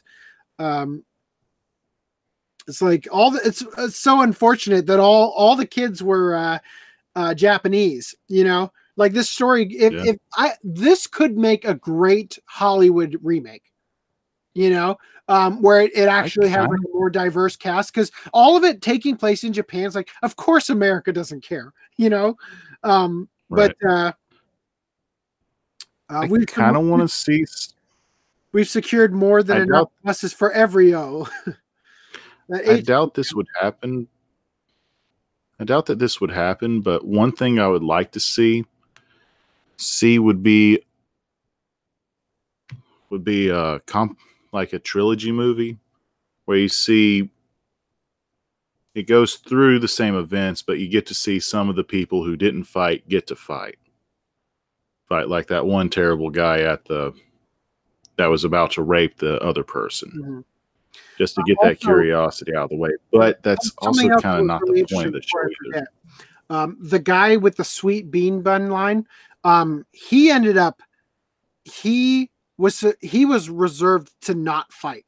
And then the fight happens and he doesn't move at all. And then the opponent reaches in, pulls out the cockpit and crushes it, committing suicide. So he actually gets let off from the contract temporarily, to where they think that So where they think that that he's going to be saved, and everybody starts getting really excited for him, and then the girl that ends up getting outed later as being the one who was not part of the contract, because that's something that comes up, is because the girl who was pregnant had the 2 lights go out, they realized that one of the people who actually wasn't signed in as part of the contract and was going to be spared because of that. Because when the girl who was pregnant died, the fetus counted as one of the lights that represented all of them on the thing. Right. That was interesting for 2 reasons. Number one, because they used it to explain like to who it was and out the girl who was not part of the contract. And 2, because it was just an interesting concept of experiencing it from the other side of not wanting to be the resulting ending a universe kind of thing, which is something that they were also dealing with. So that was a really interesting concept. And I would have liked to have seen, I was conflicted when I saw it, that I kind of wish they had held that off towards the end, but where the ending went, it made sense where they put it where it was. And it was also kind of more shocking to see it in the middle, you know? So that was an interesting thing. And then other characters, there was the girl. With the fact here that you just pointed out, the biggest twist to me for him was he can really pilot the robot. Yeah, he was really like, he was wow, it's like everybody else. Yeah, it's like seeing Chris Farley all of a sudden become this really good salsa dancer out of nowhere. Have you seen Beverly Hills Ninja? Oh, Chris Farley does like back handsprings and the splits and whatnot. There you go. Anyway, so other characters. There was the girl who had the dad who was the politician, the one who played the piano. Right, that's the blonde-haired character I talked about. Blonde briefly. Character. Yeah, she was blonde. No. The one with the diet? No. For the dad? No. Not that one? No. This is the girl who played the piano. Oh, okay. I'm thinking of someone else. She's not blonde, but she was the one whose dad was the news guy. Thank you. Sorry about that. Yeah. Okay, so they were kind of connected because they were both trying to use their dad's connection to get the word out, you know, and everything. So there were those characters. What about this guy? This guy, I forget what he did. He's the one that had the heart transplant. Oh yeah. He was a selfless character who gave up his own life on the condition that when he died, he would be transported from the robot to that hospital to have his heart transplanted into his friend. Yeah. So yeah, there was a very interesting character study on all these characters. And then what was he stayed as an orphan. He's the one that had the romantic and that going back to Moji. Yeah. Moji. He stayed an orphan. Him and his 3 friends. He was the quiet one. Then you have the friend that was loud and obnoxious but full of confidence. Then the girl character. Yeah. He chose, well, as he said, he chose to save him because his heart was failing. And, well, he's going to die. Why not save his friend? Yeah, so he saved his friend, and that allowed his friend and the girl to get together rather than him and the girl, which is kind of a Tale of Two Cities. What's his name? Charles Darnay storyline. I think there's a character in that. Charles Dickens? No. Darnay is the character in Tale of Two Cities. Oh, I think it's Tale of Two Cities, where he sacrifices himself for the girl that he's pining for to be with the guy she actually wants to be with, so that he can die knowing she'll be happy. It's a very selfless thing. Anyway, that's what they basically did with this character. And then there was this guy whose mom was the one studying the program, and it turned out that when they had actually perfected the Z-Earth program, that they actually made things a million times worse.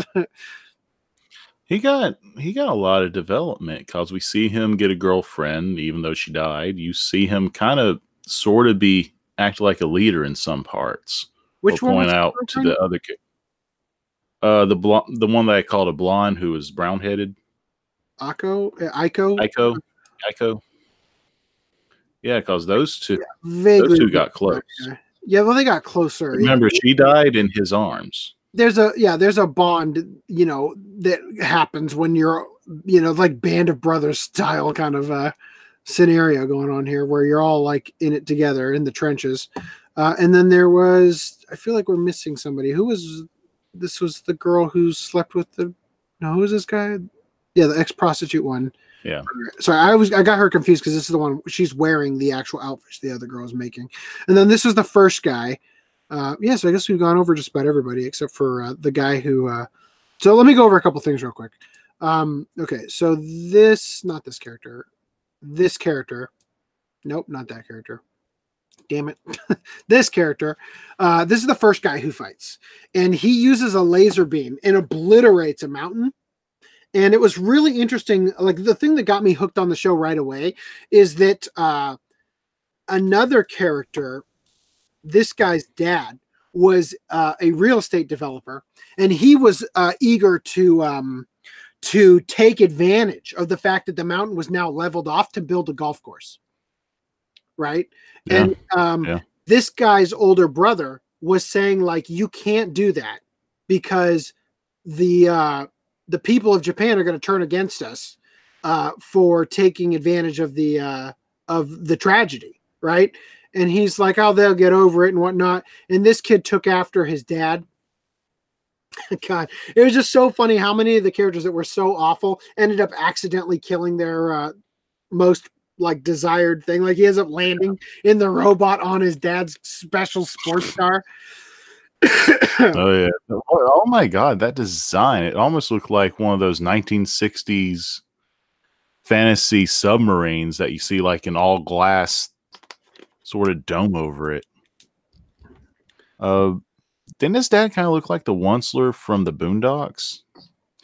I don't watch the Boondocks. Okay. Yeah, fair enough. Secondary characters. Okay, then these characters are important too.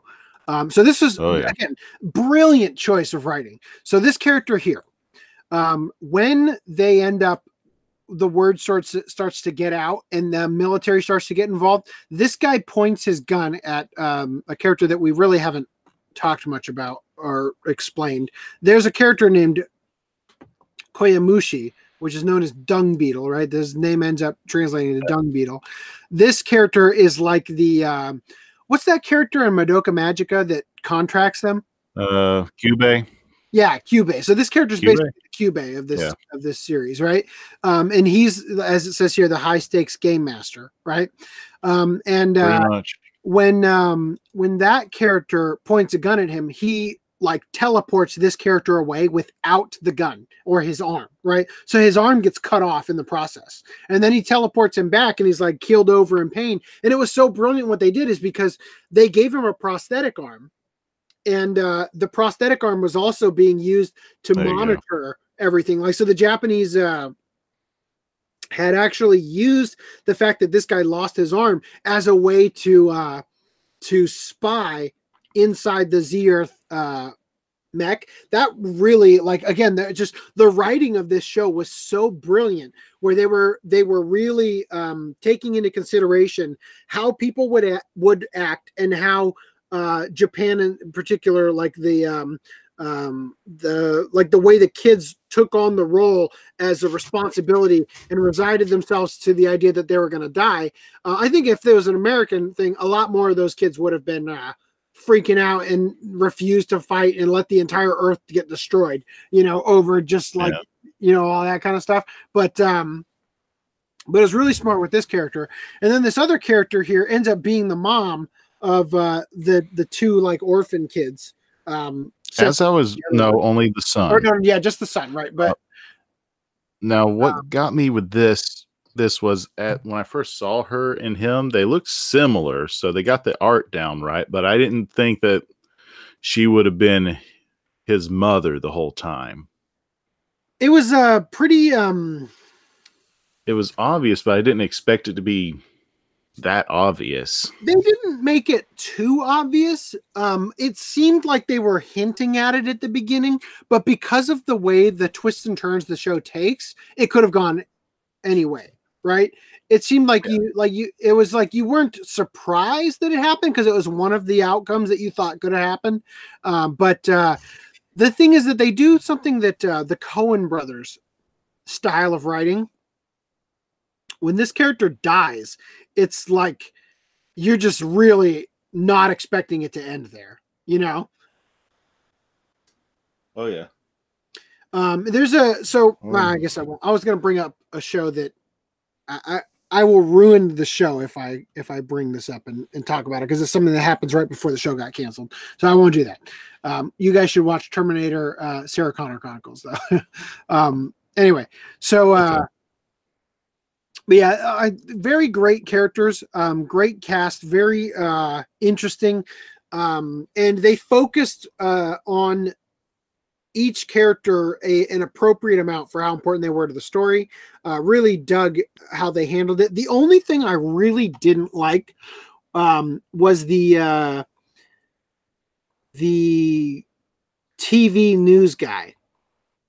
His story devolving into, he's having an affair, that came out of nowhere. And it just seemed like why you even do that?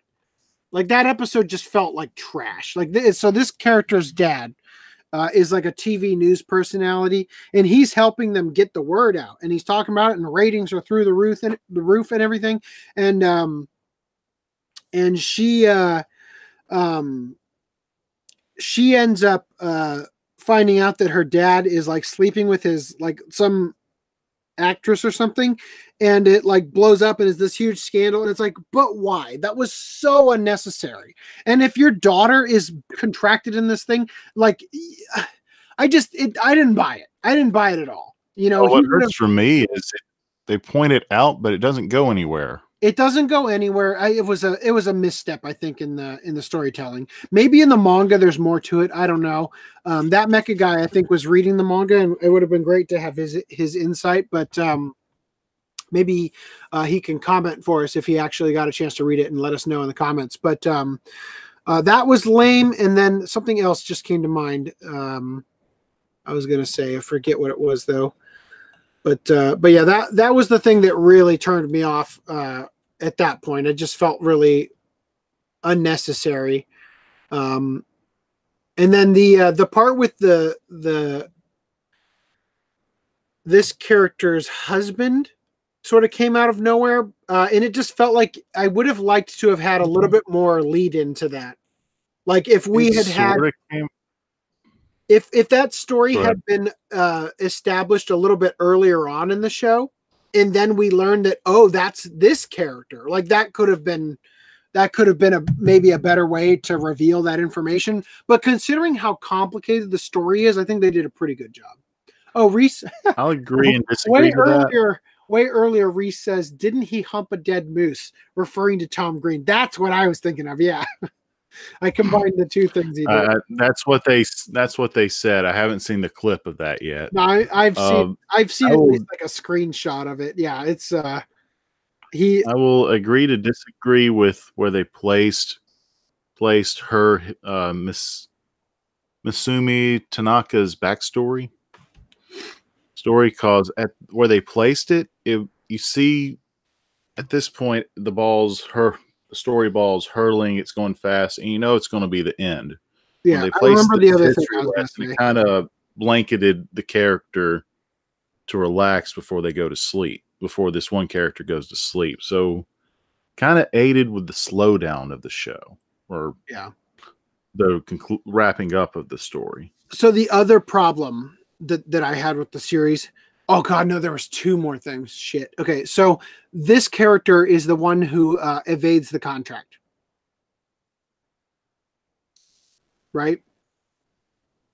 Kana's brother was June, in the contract. Kana's brother, if I remember correctly, Kana's brother June ends up taking on the role at the end in order so that this character doesn't have to, right? And Kana and this character both survive. We don't see this character again. We see Kana again, I think, right? I mean, I know we see Kana again. I don't think we see this character again with Kana. We do. Hold on. I think we do see this character because he was the one scolding the boy not to squish the bird. I'd have to watch it again because they aged the characters up, so I didn't recognize him. I wasn't really paying attention. The other thing that was mind-numbingly annoying is the I don't know if there's a picture of him in here. The grandmaster characters, the gods that were like manipulating the sequence. They kept showing us them. They showed us those people over and over again, and then nothing.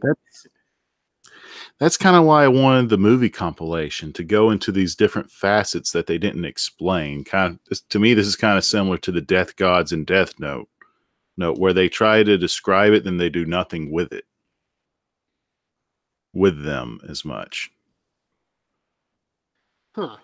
So, Old Man linked the first episode of Bokurano on YouTube, which sadly is not on Discotheque's YouTube channel. The person who posted it, though, hold on 1 second.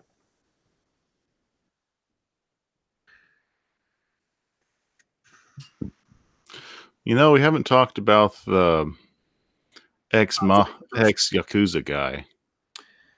Well, real quick, I was going to say the person who posted is using the same avatar as a person who commented on the OCA podcast clip for the Gunsmith Cats commentary video. Anyway, the ex-Yakuza guy. Let's pull him up. So yeah, that guy. Yeah, I liked him. I didn't hate him. Where was he? He was not a useless character. Did he show up out of nowhere? I felt like the timing was rough. Let me real quick say, and I'm speaking sort of directly to you about this because I don't know that everybody else has seen it, but okay. Alita. One of the things I said in the first impressions of it is that when you read the manga, it feels like the guy who wrote the manga world built the idea behind what he wanted the world to be. And then he rushes through the first 2 pages. It's just like, I want to get through this so I can start doing some action. Right. And then it feels like the first manga is a self-contained story. Then the second manga is a completely separate self-contained story. Then it goes to the motorball stuff. It's a completely separate thing. Right. In the movie, because they had known where the story went to, they were able to put stuff in the beginning that is a call back to, or like a foreshadowing stuff, So perhaps it's unfair to, like, obviously the Hollywood remake of something has the benefit of the thing has already been made, right? So you can make choices. Like, for instance, when the guy's writing Alita, or Ganmu is what it's actually called, he might not have actually known where he was going at the beginning, and he came up with those decisions way down the line, right?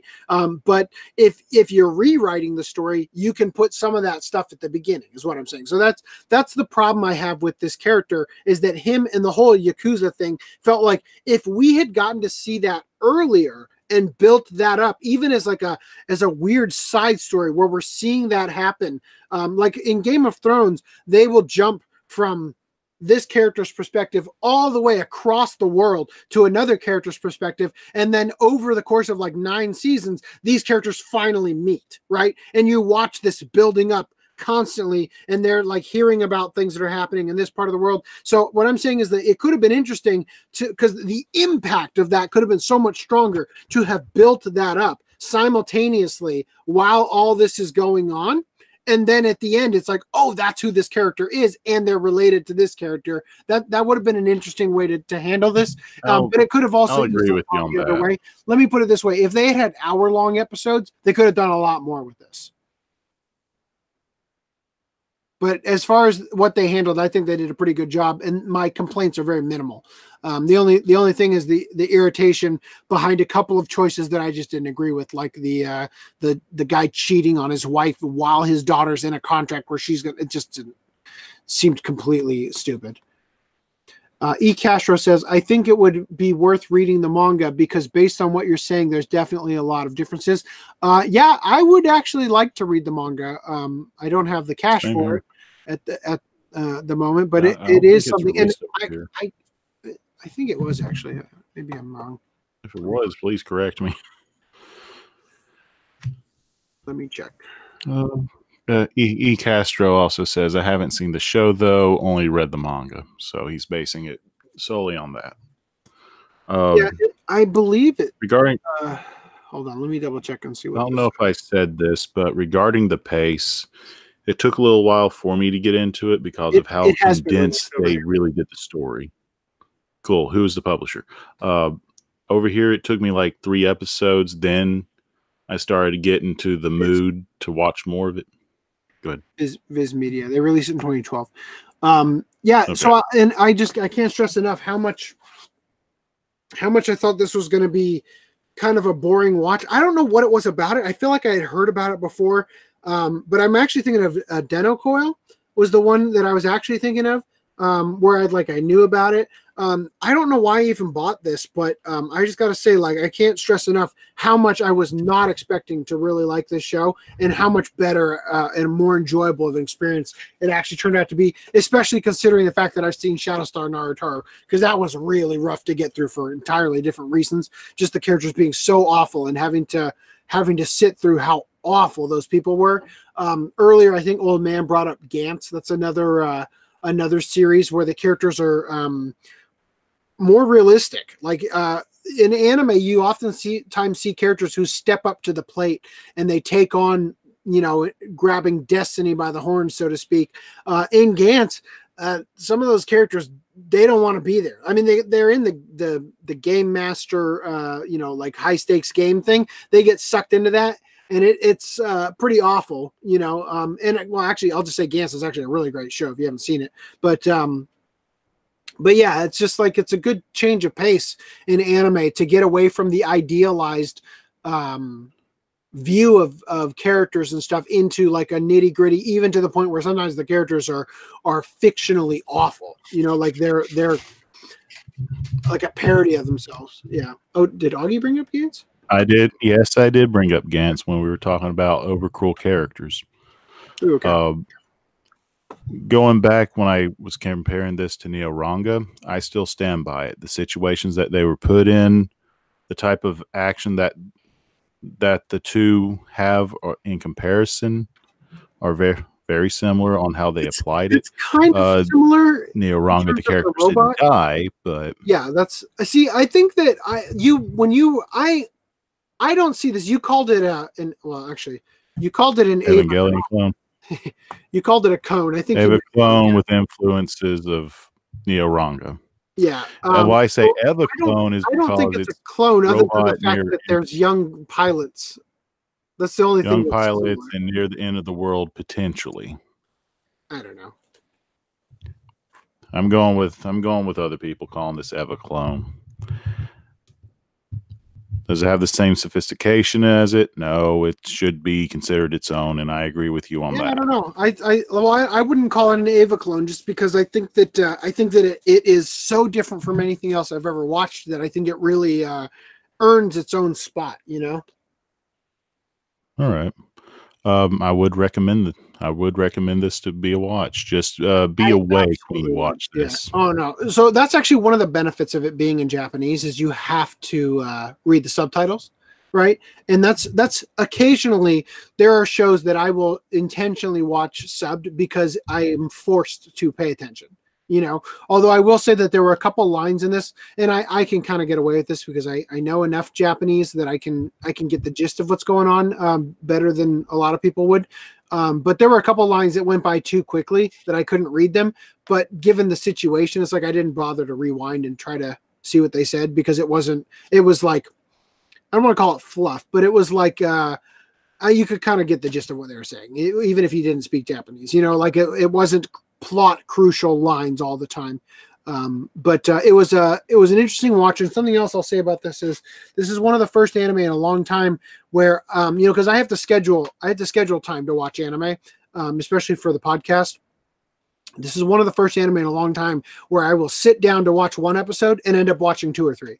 And I watched the first 17 episodes in California last week and wrapped it up the night before last. I really enjoyed it. I thought it was great. And it was, the story takes a pretty stark twist. I wouldn't even call it a twist, but the direction, let me put it this way. It's doom and gloom. It is a tragedy throughout the beginning of it. And then it takes a twist at the end that you're really not expecting, where Maki ends up shooting Koyamushi. Not Maki. No, Mako. Wait, no, not Mako. Which one is it? Machi.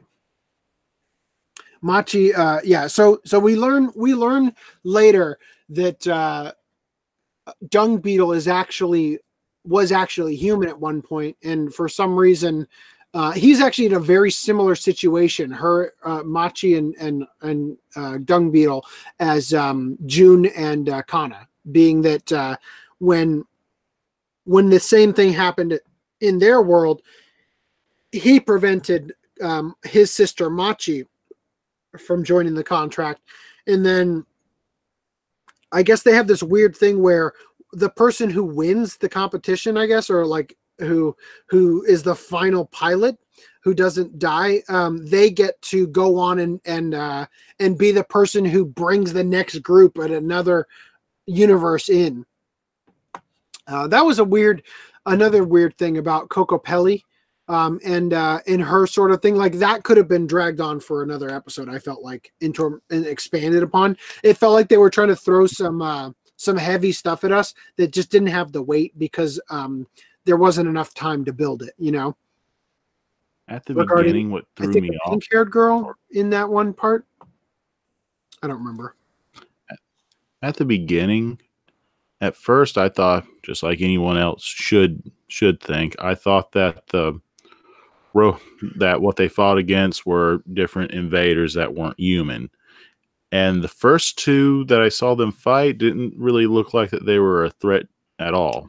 Well, that's so something that I thought was really interesting about it is that they gave us a lot of clues that the other robots were being piloted by people, because they noted in the episode where the guy who fell on his dad's car, they gave us clues because they noticed that guy who didn't give a shit about it, and he was like, yeah, my dad's going to get a lot more work if I destroy the city, right? That the other robot was actually being careful where it stepped to not crush houses and stuff, right? So they were giving us hints early on. I agree. You have that. They show better views of both faces being very similar.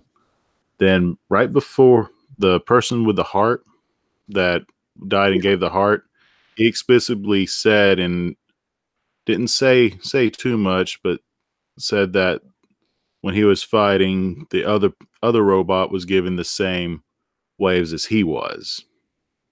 And he got that confirmed. Regarding the face, when he's talking about, just in case anybody is watching who hasn't seen it, the robot's face has lights in it, and the idea is that they gave us just enough. It was a really good style of putting it together. I thought they did such a great job to really give us that, because by the time they dropped that on us, I felt like they earned it. The one thing I will say though is that I felt like the universe that we follow, their robot was way more equipped to win those battles than some of the other robots. Yeah, you know, like the one that was like a big chainsaw. Sure didn't seem like it was gonna make it very far, you know. I did worry about the fight when they fought the mech that looked like it was out of a different type of Rock'em Sock'em robot. That was like the second to last fight, I think. The final one where they ended up going on a 30-hour battle. No, that was the last one. The one I'm talking about is they get transported to like this wilderness area, and you see typically the robot has like these points. If you can see me, like right here on the arm, has like these points. This character disengages the tip, so it'll have like a shovel to kind of punch. Yeah. So it's more of a blunt force rather than a piercing thing. Because the thing about the piercing thing is that if you hit it it was like getting deflected. So they like did it into a fist basically to just bash it instead of trying to pierce it. So yeah, another thing that I kind of didn't follow was so the character that ended up being June's mom and the other guy who lost his hand, they end up getting contracted, right? And right, because of the fact that they didn't have enough people for the piloting, because of the fact that one of the lights went out because of Machi also, and because of the pregnancy, right? So I feel like the math didn't quite add up, but then again, they also killed Dung Beetle at that point, so I don't know if it still mattered, but it was just kind of weird because oh no, it was because the fat guy didn't have to fight. He didn't die that one fight because of the suicide from the other end. So that's how the math ended up balancing back out. Right. Now, what's interesting is he was this person that has the missing hand. He was able to get out of not dying altogether. So, as you pointed out previously, he lost his hand, but another battle highlight I want to point out is one of the characters piloting it loses one of the arms, and it's going against something that just kept spinning. So they took the arm, jumped up and threw it, and pierced the center of it to win the fight.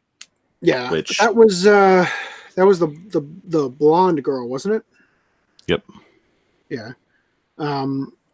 Yeah, they did a good job not making the fight stale, I thought. Although one thing that kind of irritated me is and I feel like this is accurate because of the scale, but they kept doing this thing where you would see in the early episodes one of the robots falling and you would see all the buildings, and I'm just waiting for the roof of the building to start crushing in, and it never happens.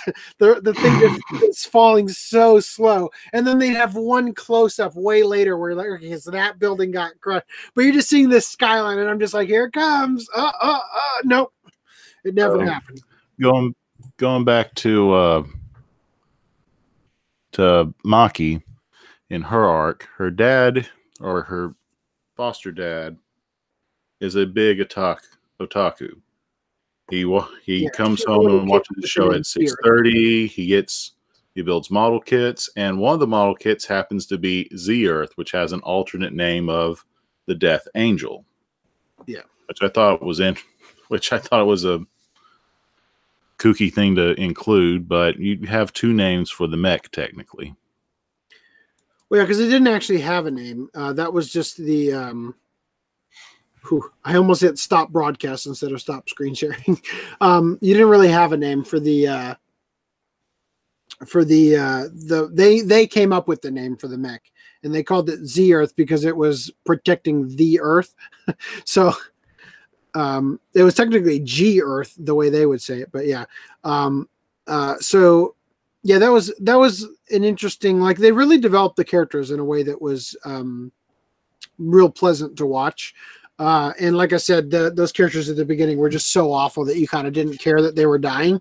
And that was like a good ploy to keep you watching the show long enough that that kept you going long enough that then when you watch the characters that they have made you start to like, that it starts to really suck because they're actually dying too. And it's kind of heartbreaking, and nobody gets out of it other than Kana, who wasn't even part of it to begin with. And the guy who also wasn't really part of it to begin with. Like, all the kids die, all of them, and other people died who would help them.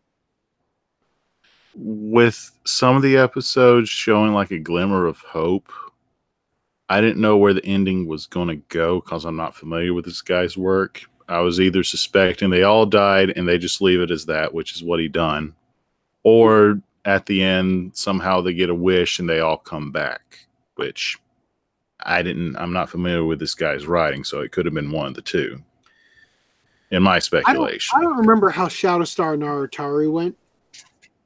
By the way, old man, you can watch it on Anime Planet, but it is just the Crunchyroll thing. So I don't remember how Shadowstar Naruto ended, but that had a dub. And Yep. watching the voice actors, I would be traumatized if I was expecting. I mean, the Japanese voice actors had to do it too, but I would just say, like, if I was brought in to voice act and I was supposed to say some of the things that they say and do in Shadowstar Naruto, I just would not be able to go on. You know, there's such an awful characters in that show, but anyway, I think we've pretty much hit all the points for Bokurano. Next podcast, we're watching Nichijou. Nichijou. For our April 4th. I've already seen this. There is technically an OVA called Episode 0. Watch it last. It's not meant to be watched first. This is one of the shows that I have seen and listened to the character songs. All the character songs. Is Episode 0 on? Yes, extras include full-length Episode 0. I believe, if I'm not mistaken, you told us that this is actually put at the beginning, and you said to skip it and watch it last? Or did they put it at the end? No. I watched it at the beginning because it said Episode 0, but watch it last. But it actually is. So when you watch it, is it in the special features, or does it actually play into the... Good question, because when I watched it, it was back when Funimation didn't have it, and it was in license hell due to Bandai Entertainment getting the license, didn't do anything, shutting down. It was supposed to have a dub, and that didn't go through. Oh, yeah, it doesn't have a dub. No dub. Oh, well, that sucks. I know. I'm going to have to... I mean, I'm just like, I'm going to have to really plan out. This is 24 episodes, too, isn't it? Damn it. 26. Nope, 26 plus 1. Plus, one of the characters I like is Yuki here. Probably got her name wrong, but that's the character I like. I have a feeling everyone's going to like different characters in this one, which is fine. Total 4-coma style with different segments. So it doesn't focus on one character. It focuses on the many plethora of characters as well as different other sketches. Kind of like via similar to Garfield and Friends. You have the Garfield stuff, then also the Orson Akers part. So there's like different varieties of who to follow in this show. All right. So in closing, I want to remind you guys, I showed you earlier, Stealth Weeb. I'm curious because, like, legitimately, I want to create things that people actually want. So if you have any suggestions for the site, just anything like you should have this, or this design would work well, or do this on a hat or whatever, or just like, change up how you're listing a product, whatever, any suggestions, you can send them to me via Twitter, via Facebook, through the StealthWeeb Facebook and Twitter, or stealthweebstore@gmail.com. Legitimately, I would love to hear any feedback you guys have, because I have to pay coming up $19 a month for TaxJar in order to have all that stuff sorted out. So I want to try to get things profitable before then, or I'm going to have to take down the site and upload the stuff to, or like host the stuff on Amazon instead, which is another option that would probably be cheaper and will probably get more traffic legitimately, because people actually use that as a search bar there. So that might not be a bad idea regardless. But anyway, I'm just legitimately interested in hearing what you guys have to say, because I am hitting some deeply troublesome times financially right now, as last podcast I talked about, like $2,500 just disappearing that I didn't expect to not have, and obviously the stuff happening with the car and the all that going on has just been a major headache. So anyway, next podcast is going to be on, what day is that going to be? April 4th. I want to say 4th. Is that what it is? 4th. April 4th. Yeah, so April 4th. And then the one after that will be Bloodbath and Beyond podcast on April 18th. So, Reese, when you watch this, make sure that you're not out of town or whatever keeps happening, that you aren't there for those things, because we can't reschedule that one until way later, and it's going to be hard if we have to. And hopefully FDM is feeling better and we have a much more smooth podcast. So anyway, hey, it was smooth tonight. Yeah, it was a little rocky at the beginning. It just felt kind of weird. Once I took that Dayquil, it really improved. Anyway, thank you guys again for joining us, and we'll see you on the 4th. Helvetica Standard.